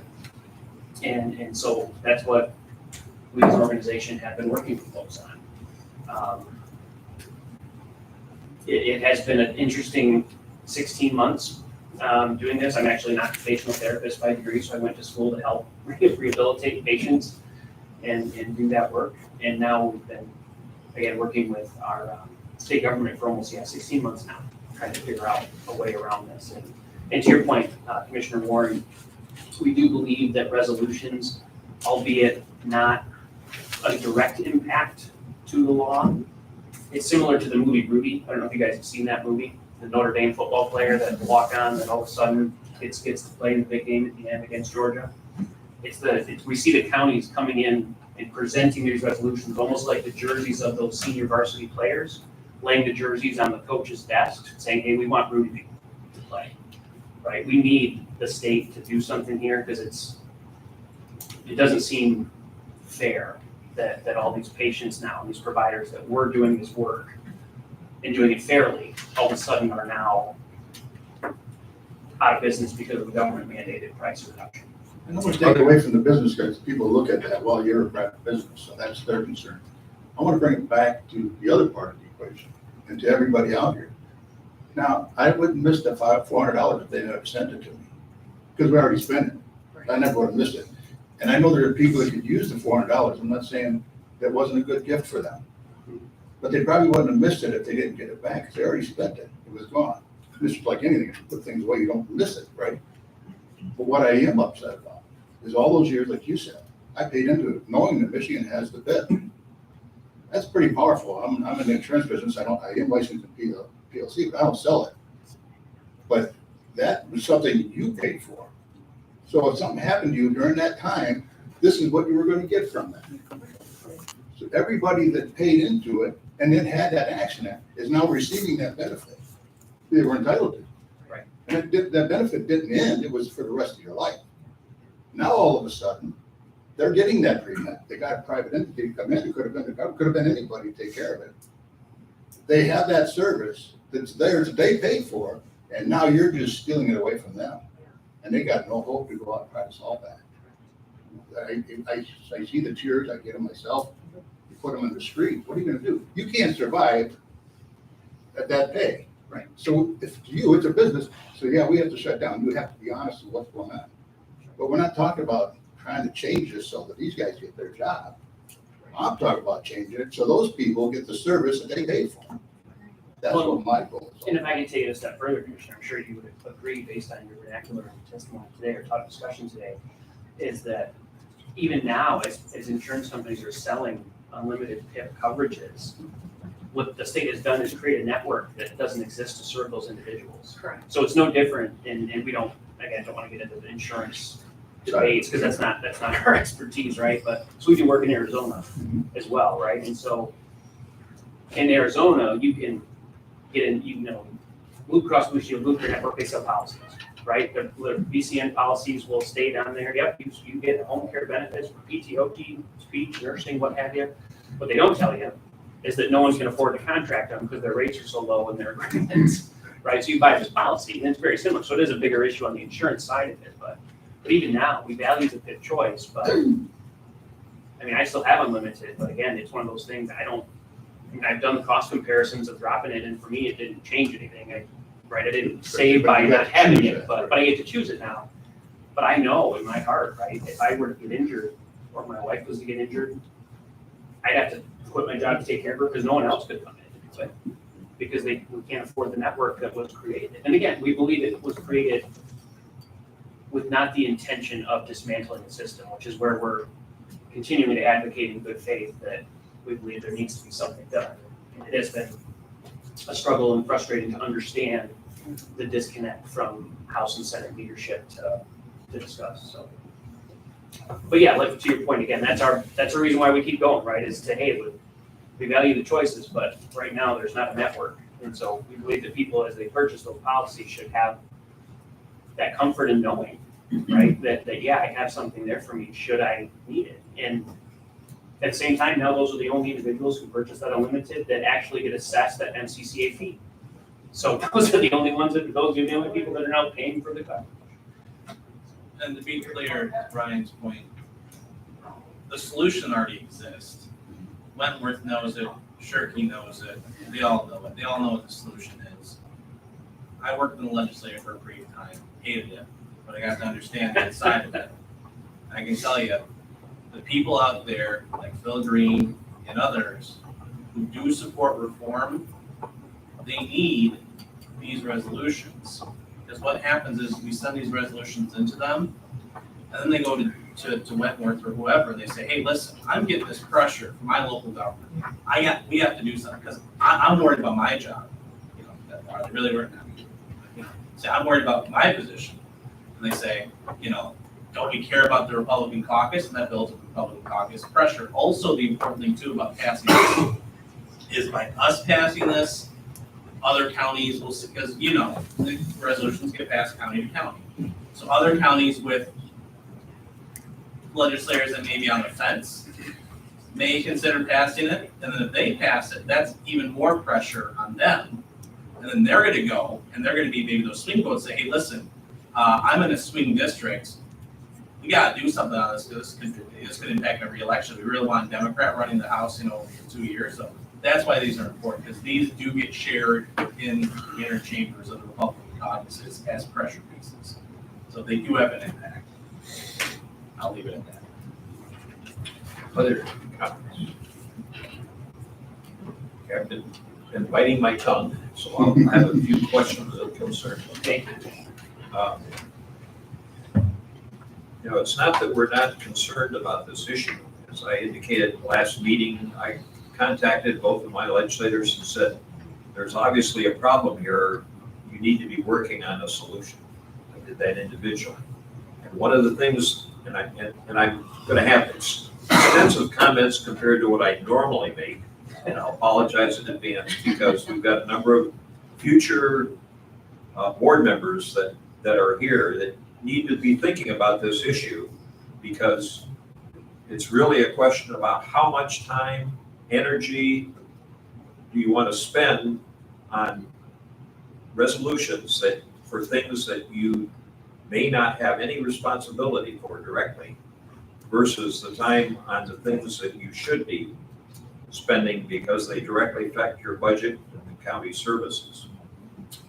So it's not that I don't think there's a problem, it's a question of perspective in terms of what the appropriate role for the commissioners and staff, because staff time gets put into this as well.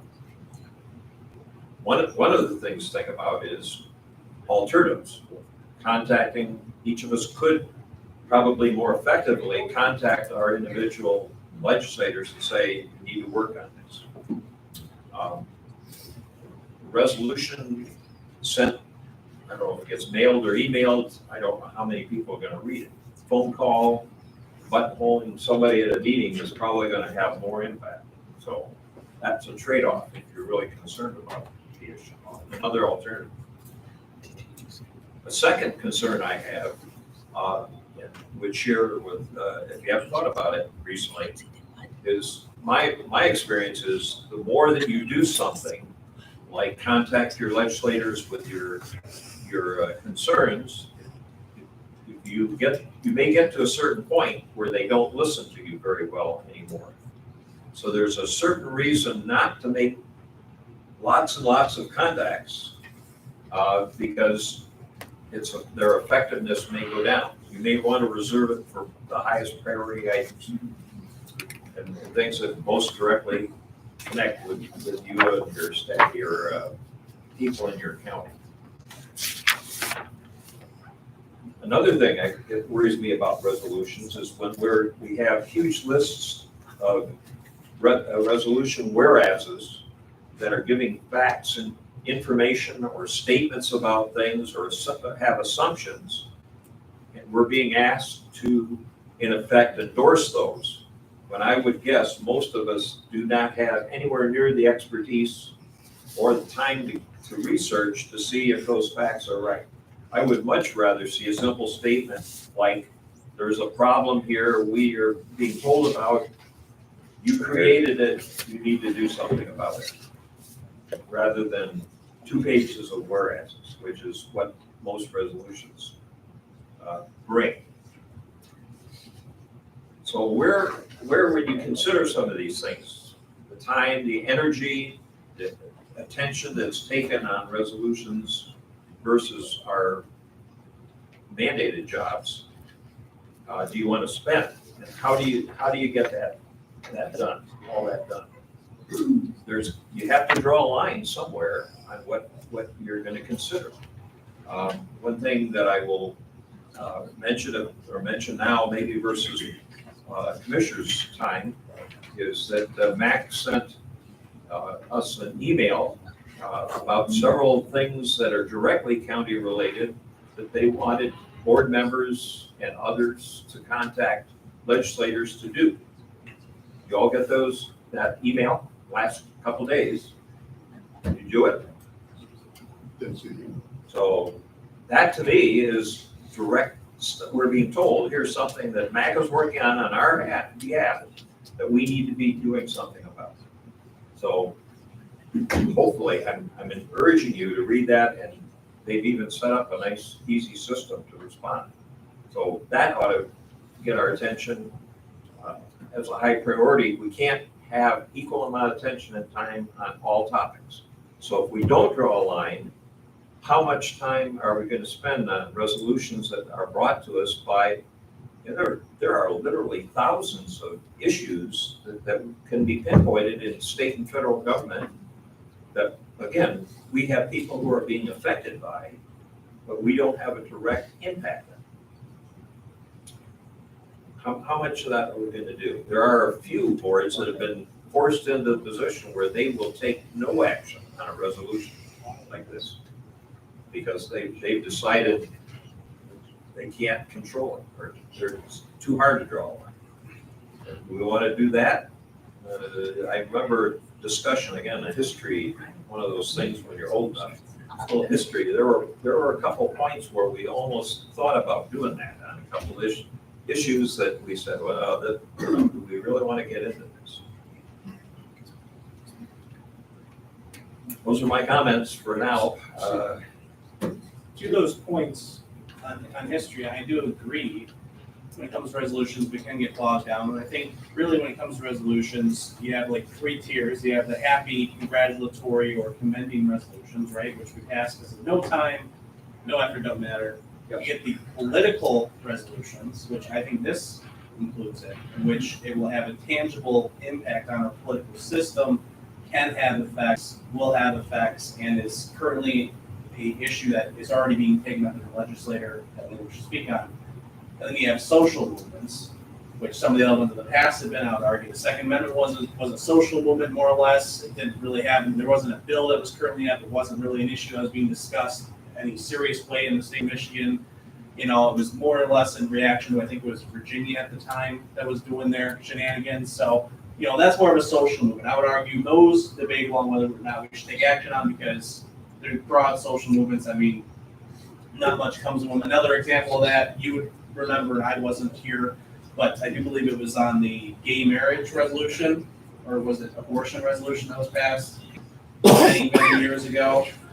But you guys took a stance on that one, and there was a bunch of blowback, and I just would read the minutes. So, you know, I get it. I mean, does it really make a difference? Did it change the way that those issues are addressed in the state of Michigan or nationally? No, it didn't. So I agree. Social resolutions, social movement resolutions can be problematic, can be troublesome, can be time spending, and then what's the result of it, right? I mean, the Second Amendment one too, I'm okay with what we did with it, but ultimately, you know, did it affect anything nationwide? I don't know if it did or not. I think it was more or less a social movement for people to say, hey, our county stood up and did this and that. So I agree, those can be debatable, because I mean, we had no stance. But what do we always say in this courthouse? We always say we are an arm of the state.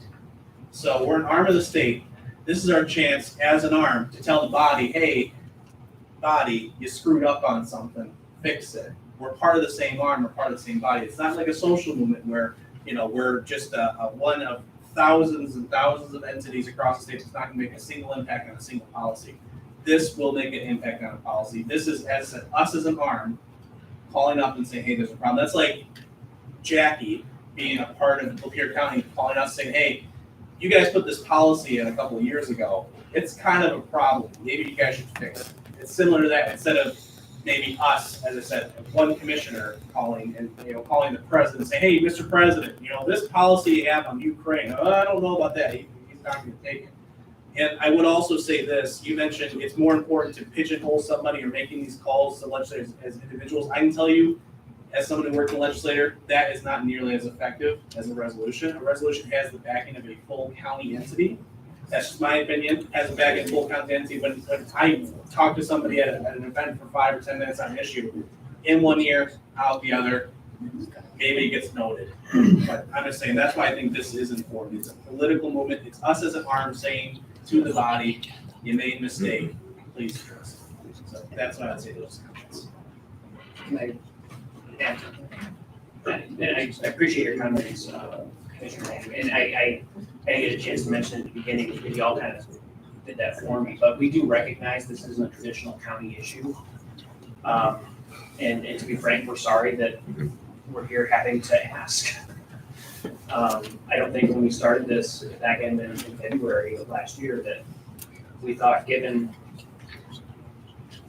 the disparity that families were going to face, that it would be so challenging to correct something that seems quite obvious, right? I mean, it obvious to us and obvious to the families we sort of work with, but so I totally agree with you in that it is not a traditional something that a county would spend its resources on. While at the same time, really, again, appreciate Commissioner Miller's comments and affirmation that these resolutions, and I think there's 23 or 24 of them now, do have an impact. And then to be fair, I know I believe Gary Howell was a co-sponsor of Brett Green's bill, so he would be one that we would assume is in support. as well, so we do have that support of the legislature for Lapeer County. And as well, I spent time with Senator Daley myself, and had some real conversations. And I think, we can't speak for him, obviously, but we also believe he's open to adjusting something. And so, I guess I just wanted to affirm, I totally understand where you're coming from, and we totally appreciate, again, the comments, because, again, we're sorry that we have to be here to talk about it, to be frank. But again, we do value and would appreciate the board's consideration on this topic for the families in the county that are needing the service and care. I think it's fair to say we recognize that some of our citizens are being affected. Yeah, thank you. It's not that we're totally. Yes, and Christy, as we talked to kind of in debriefs after other meetings, she has again affirmed the very caring nature of the board and how you guys have listened and taking it very seriously. And so again, that's right too. We appreciate the time to talk about it a little bit more and answer questions, right? And answer stuff that comes up. And maybe provide more of our understanding insights to what families should plan for. Well, and some of it is we are here on your constituents' behalf. We have clients that we serve in hourly, and if we had to discharge them, I feel that everyone's tune would change a little bit more if you went out and sat with them and met their families and had to be in their homes and see what they have to have. I think everyone's opinion would change, that whatever we could do to put pressure on the Capitol, we would do. Can I call for a roll call vote on that motion? Anybody else? I have a motion of support right now already. And that If you essentially, the motion and support It's to- is for the Tuscola resolution. Well, and if I may, I'm sorry, You're okay. if I may, wording wise, we're more than open to any edits as well. If, again, the whereases give pause, ultimately, we do look for the now therefore be it resolved, right? That the state is urged to amend this outcome. I have no issue removing every whereas and just putting therefore be it resolved with Lapeer County Board of Commissioners, call Yeah. for it. No, I mean, honestly. And Okay, we're, with the second, with the second agree to that? right, we're moving this, it'll be voted again, next Thursday will be the final vote at this point, so we're just basically. I'm just moving, this is gonna change, I suspect. I'm just moving this so it goes on the agenda to make final. Yeah, it's not final at this point. So Commissioner Miller, what would you like your motion? Sorry, that's why you're Brian first. No, go ahead. So you're gonna edit this version Oh, yeah. and put in, you're gonna take out some of the. Yep, I have, Here is, there is. no problem taking, as I said, I have no problem taking all of them out and just leaving that if that's what you guys want, because that's really our own. You guys get together, have an agreement, you go together with Brian, you guys come up with a resolution that we get enough people to vote, and I'll do that. Thank you. And I appreciate you letting me say that, because that was my other thing, because it doesn't, I know you mentioned that, Commissioner Henning, it doesn't have to be the drafts or something that we have, that our intent is to just share that this, again, is an issue. It's a problem. Just to clarify, I'll move this draft right now, but it will be changed. Sorry. So what I have right now is a motion by you, supported by Commissioner Warren, to recommend to the full board the draft resolution regarding insurance reform. Thank you. Is that okay? Is that what you're looking to That's do? great for me. Okay. Madam Moore said no. Does you still want a roll call Birds, I said. We've been doing it till it's finished. I would be a lot more comfortable if you did that without the whereas. Oh, we can work on that. So, if you took out the whereas now, you Well, might okay. influence the votes. Okay. If I was to, well, I guess here's the question. Brian, would you be comfortable if we took out all the whereas? Rick? Okay, in that case, I will withdraw my motion. And then, what I'll do is, I guess I'll ask you, is it better to withdraw a motion? Or is it better just to edit what I have and then just exit all of them out? I'll give you my personal opinion. Go ahead. I think to withdraw the motion, you then, unless you guys are gonna be okay with it, just going straight to the full board next week, you have to wait 2 more weeks. So if you keep the motion on that it's a draft resolution, that we'll be having, maybe put the wording in, the draft resolution regarding insurance reform with edits to follow. Or just move the subject, move the topic to the next Do board the meeting. edits, With edits to follow, edits to follow.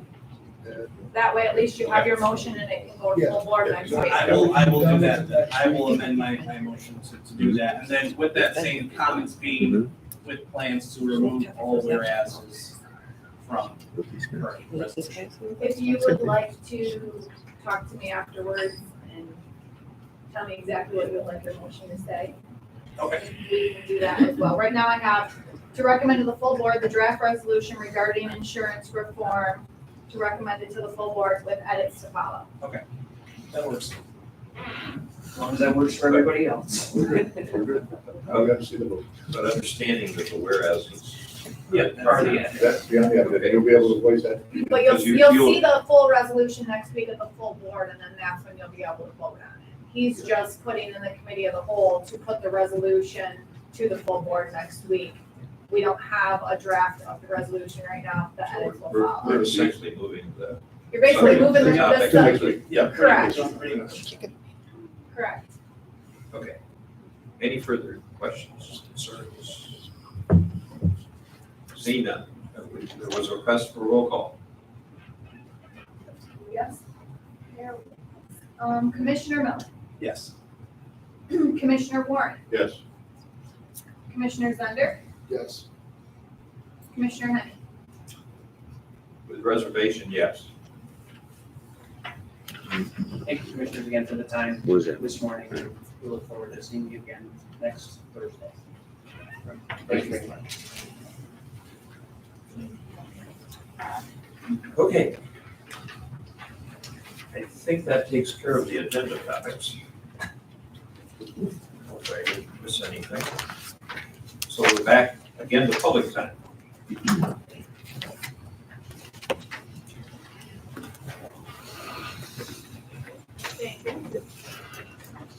Truman Mass, in the township. On this topic, I just wanted to say a few words. I have a 21-year-old nephew that had his birthday in Tacoma, and he's at the White House in Carroll. And he got in a horrible car accident. He had this insurance, but now with all these changes and all these things that have happened, White House up there is having to cut back. And after a year and a half, he's starting to make major progress. He's starting to respond, starting to smile, follow you with his eyes. But there is a very real possibility that the White House will not be able to continue taking care of him. So, how can we put pressure on Lansing? Any way possible, every way possible. If we can do it collectively as a group, if we can do it individually as individuals, anything it takes, anything it takes. I would just please, maybe it won't mean nothing, but at least we tried, right? If you as our elected representatives, our local elected representatives can make your voice heard on our behalf for our legislatures in Lansing, it would be eternally grateful. My sister and her husband are and have been at their wits' end now for a year and a half. It's their oldest son. They have 5 kids. It's horrible in the family. And to know that maybe he has to go to a care facility that won't be able to take care of him, or they don't know where he has to go if that place shuts down. It's just horrible. So please do all you can. Thank you. Good.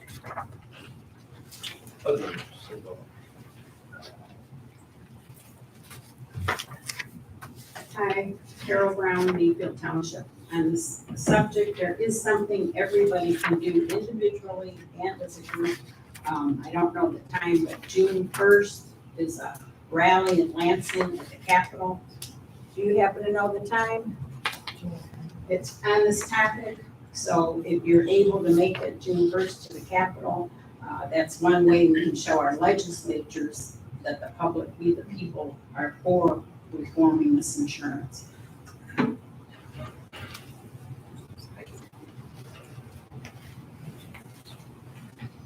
Thank you. Hi, Rose Navarro from Attica Township. Thank you again for all you do. On this topic and a lot of other topics, it seems people, if they've never experienced a situation like this, I'm a nurse and I worked ICU and I worked a lot of other jobs. If you ever took care of someone who was full care, you have no idea. No, you can't even imagine. I didn't sit down sometimes on full care people, and then I stayed over 2 hours just to get my charting done. Now, home care, yeah, they're a little more stable, but the amount of care for someone who is completely disabled is astronomical. And like Truman said, the families, they're devastated. They don't have time to go to anyone, to go to the legislators. We have to be their voice. Same with, vaccine injuries. If you've never spent a day with a severely autistic kid, I guarantee you should try it. You will understand why they're putting their foot down and saying, I know this vaccine caused this issue. They were perfectly fine beforehand. If you've never experienced some of these things, you cannot throw judgment. We have got to stick up for everyone, even no man left behind. Because I'm telling you, these families don't have any more finances, not any energy and spiritual energy. The only thing they have is their belief in God to get them through these days. I am absolutely, and like you said, Rick said, they paid for this.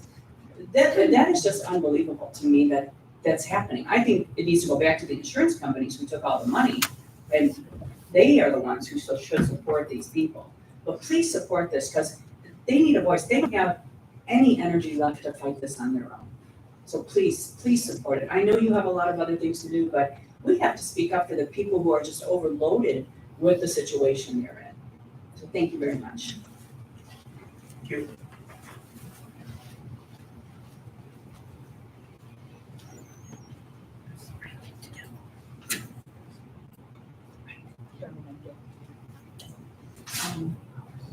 Just a couple of things. One thing, there was a question about the invoice for Shipman Fournier. Anyway, there was a question on the amount was there, but it didn't talk about hours. It also didn't talk about hourly rate. It does show that it's privileged attorney-client communication, but that was a question. And is this a monthly bill? It says that it's, I believe, April, but is it just a monthly bill, or are there more bills with it? Also, I just learned that Oakland County, the Finance Committee in Oakland County, had okayed $3 million to go to the World Economic Forum, I believe, the WEF. And there's a meeting tonight in Oakland County, and there are people that are asking people in Oakland County to show up and speak against this. So they've asked for $3 million from Oakland County to, add to whatever is going on behind their backs. And I believe, like, when we contact our legislators, it's kind of like taking their temperature as to where they stand right now. Letters, calls, we've made so many contacts that it's ridiculous, but we aren't gonna stop. It is important. And I also think that when you call a legislator and say, hey, my name is this, and I'm a member of school board, nurses association, whatever, I think that's important because you have some backing behind you. Also, back to the baby formula, those pallets are being guarded by our National Guard. And there's signs on the shelves that say, do not take this formula. This is just over the top. And there's gonna be more information that comes out about that. And the last thing on a personal level, this last week I lost my shadow. My little sister died. She was sick for 7 months. She followed every protocol that this government put out. She did it all. She wore that mask religiously. It was a religion. And she got sick anyway for 7 months and finally died Saturday. And it was awful.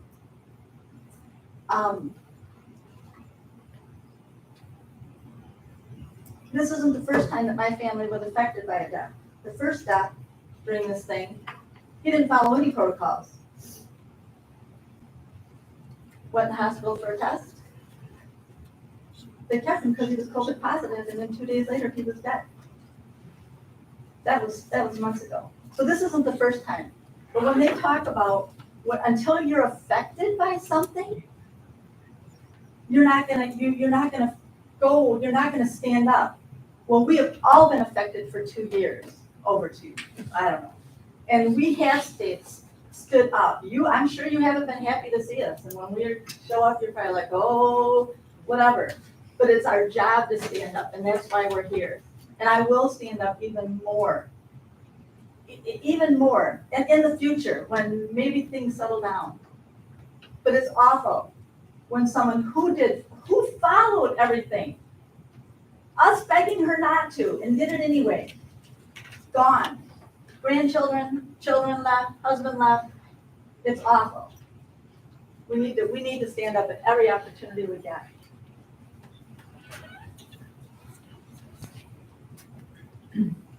Anyone else that would like to make public comment? Okay, then, if commissioners want to make brief comments. Well, I do want to make comment, but I'm not going to be told how long, because I have to direct from my constituents what's coming to us. So I'm taking that time as a commissioner to my people. First of all, on a lighter note, talk about local issues. Hadley Township is having a garage sale, June 2nd, 3rd, and 4th. All new garage sailors would like to go. People say you always got to talk about local issues. And that's what I try to do, is talk about local issues. But we're all being affected by what's happening at the national level and at the global level. Some of you guys aren't even aware of what's happening out there. We've talked about how much censoring is going on. It's a lot of censoring going on. Brenda was able to verify the fact I was talking about 10,000 trucks going around DC for 3.5 weeks. As he said, they couldn't make the count. By the time he went there and saw that they actually were there, they were already rewinding down. But you didn't hear about that. They went around that beltway from one end to the other. The leader truck was behind the ending truck. That's how many trucks they had out there. And it wasn't just trucks. It was people on their convoys with people. It was a people's convoy. They had RVs and cars. But you didn't hear about that. Still haven't heard about it. I talked about it a couple of months ago. In October, we all heard about the 35 people sitting in DC prison. You still haven't heard about that today in the news. You're still not hearing about that. And they haven't had their due day in court. Now, formula. Those of you who have children and grandchildren have to rely on that formula. I mean, we go back to the old days when I grew up with pet milk. People don't even know what I'm talking about. But we're relying on the government and the food supply to take care of us, and they're now dropping the ball because we're being controlled by our government. Another thing you haven't heard about in the news. 22 since last November, food processing plants on fire. 2 of them were hit by an airplane. Coincidence? You're not questioning it. You're not hearing it. How can you question it? She's exactly right. Her sister passed away. Followed the protocol. How come? That shouldn't have happened because she's taken all the medicine and that'll kept her from doing that. But did it? I didn't take the protocol. I did have COVID. And I survived it. Now, is it going to affect somebody in here? I don't know. It might. I might get hit by a car too. But I'm not going to stop driving. It's not the way life is. This country's got to be living in fear of everything that we have to listen to the government for. We're afraid to do a resolution because I don't think I have an effect.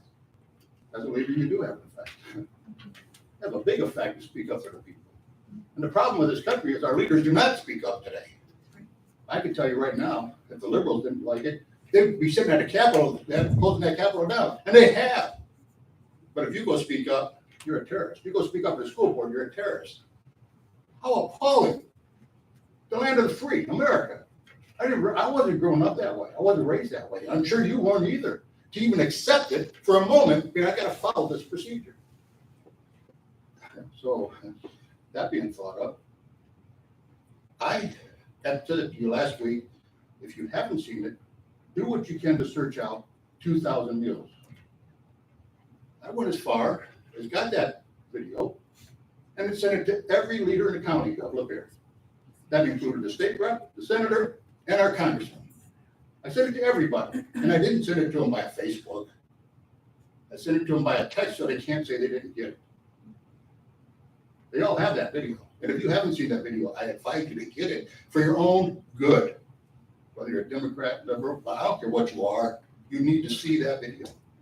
See what happened when you tell me that it was outnumbered by Democrats, outnumbering us.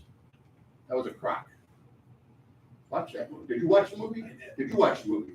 And did you watch the movie? I'm gonna call out anybody who hasn't watched that movie. And I hope that every citizen out there confronts us to what are we doing about this country? First time in history. First time. We had a coup on this country, we don't do nothing.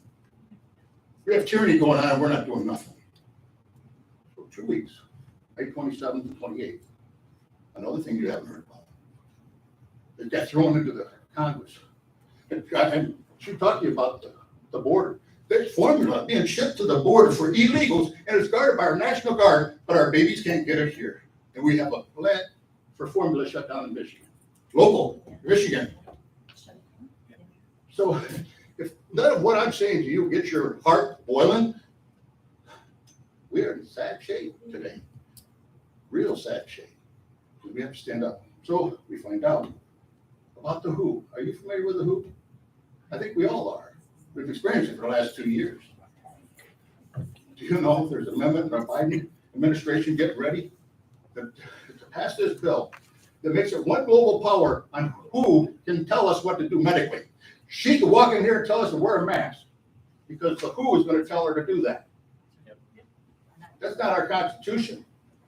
Any law that's passed in this country that doesn't follow the Constitution really isn't a law, but we'll abide by it because we said we have to follow protocol, because our legislators said that. Our legislators can say whatever the hell they want to say, but if they're not following the Constitution, then it's time for you and I to let them know that they're not following the Constitution. This is what America's all about, and this is what made us unique. And when America goes away, the world in real big trouble. You don't think they're controlling you right now? Gas prices going up like crazy. We have a president that allowed illegals as many as come in as they can in the border, but he wants to protect Russia and Ukraine. That doesn't make sense. You shut down our oil and you want to buy it from somebody, you're begging to buy it from someplace else. We're independently there. This election was stolen. 2020 needed to be fixed because 2020 isn't going to be any different if we don't fix 2020. And every leader needs to look into what they're doing and do their own homework and stand up for America. And I know that if we get a resolution on that stuff, I've asked for a resolution on the mandates, we didn't get it. I've asked for resolutions that these are going to affect the community, like you said earlier, Brendan. The same thing, this would have affected them, but the leaders got to stand up. The leaders. But I'm going to tell every citizen, you better get your brothers and sisters to start standing up and pay attention to what's going on. You can search it out yourself. You can see what this is going to do. They're going to give the power over to the WHO. And I'll give you a website. And you get a pen. And you can check it out for yourself. I'm not giving you anything that's not out there. But they don't want you to hear about it. They don't want to talk about the 2,000 mules. None of the media is talking about that. It's getting out there. The American people are finding out. The leaders better step up and answer to them because they're getting louder and louder. Before this election, it's going to get even louder. I'm glad I'm not running, but you got to take a moment and defend this country. But go to healthpolicy-watch.news/96541-2 and see what amendment proposal is being done with them and the President of Biden, who, in my opinion, isn't my president and should not be sitting in that seat. I'm a terrorist right now. I'm a terrorist. The good guys are the terrorists. What? Doesn't that make you mad? Doesn't that make you mad enough that you go tell your neighbor and your friends, grab them by the hand and get to every board, superintendent meeting you go to, every county commissioner meeting, every township meeting, and start demanding the leaders take action today, not when it's too late, because when this is too late, and they come knocking at your door like they did in Shanghai, this is the power they would have over you in the next few weeks. And in November, you can change this election, and they won't be able to stop this by the United Nations. You're controlled by the United Nations. If you think that's good, hallelujah to you. Then you should have went to that country and lived. But I don't think that belongs here in America myself. So yes, I take my time to speak. I think I said enough. All I'm saying is everybody start doing your homework, start questioning your leaders. Everybody question their leaders. And the leaders that are around better start standing up, or they're gonna be out of a job. So thank you for your time.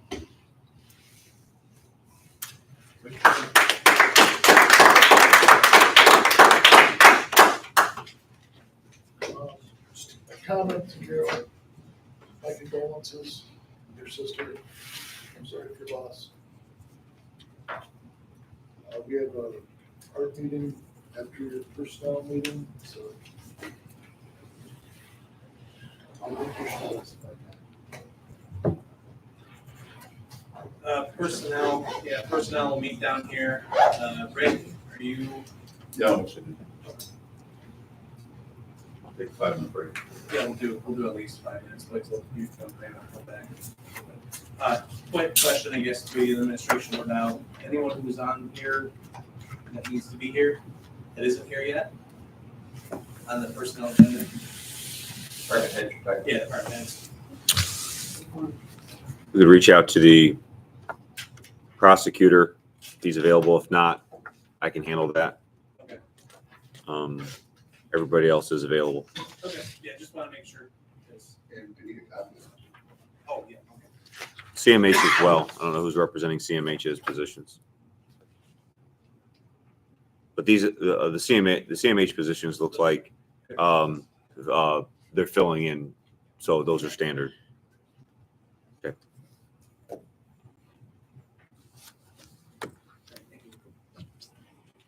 I've indicated about the MAC requests. I hope that the board will look at that in action.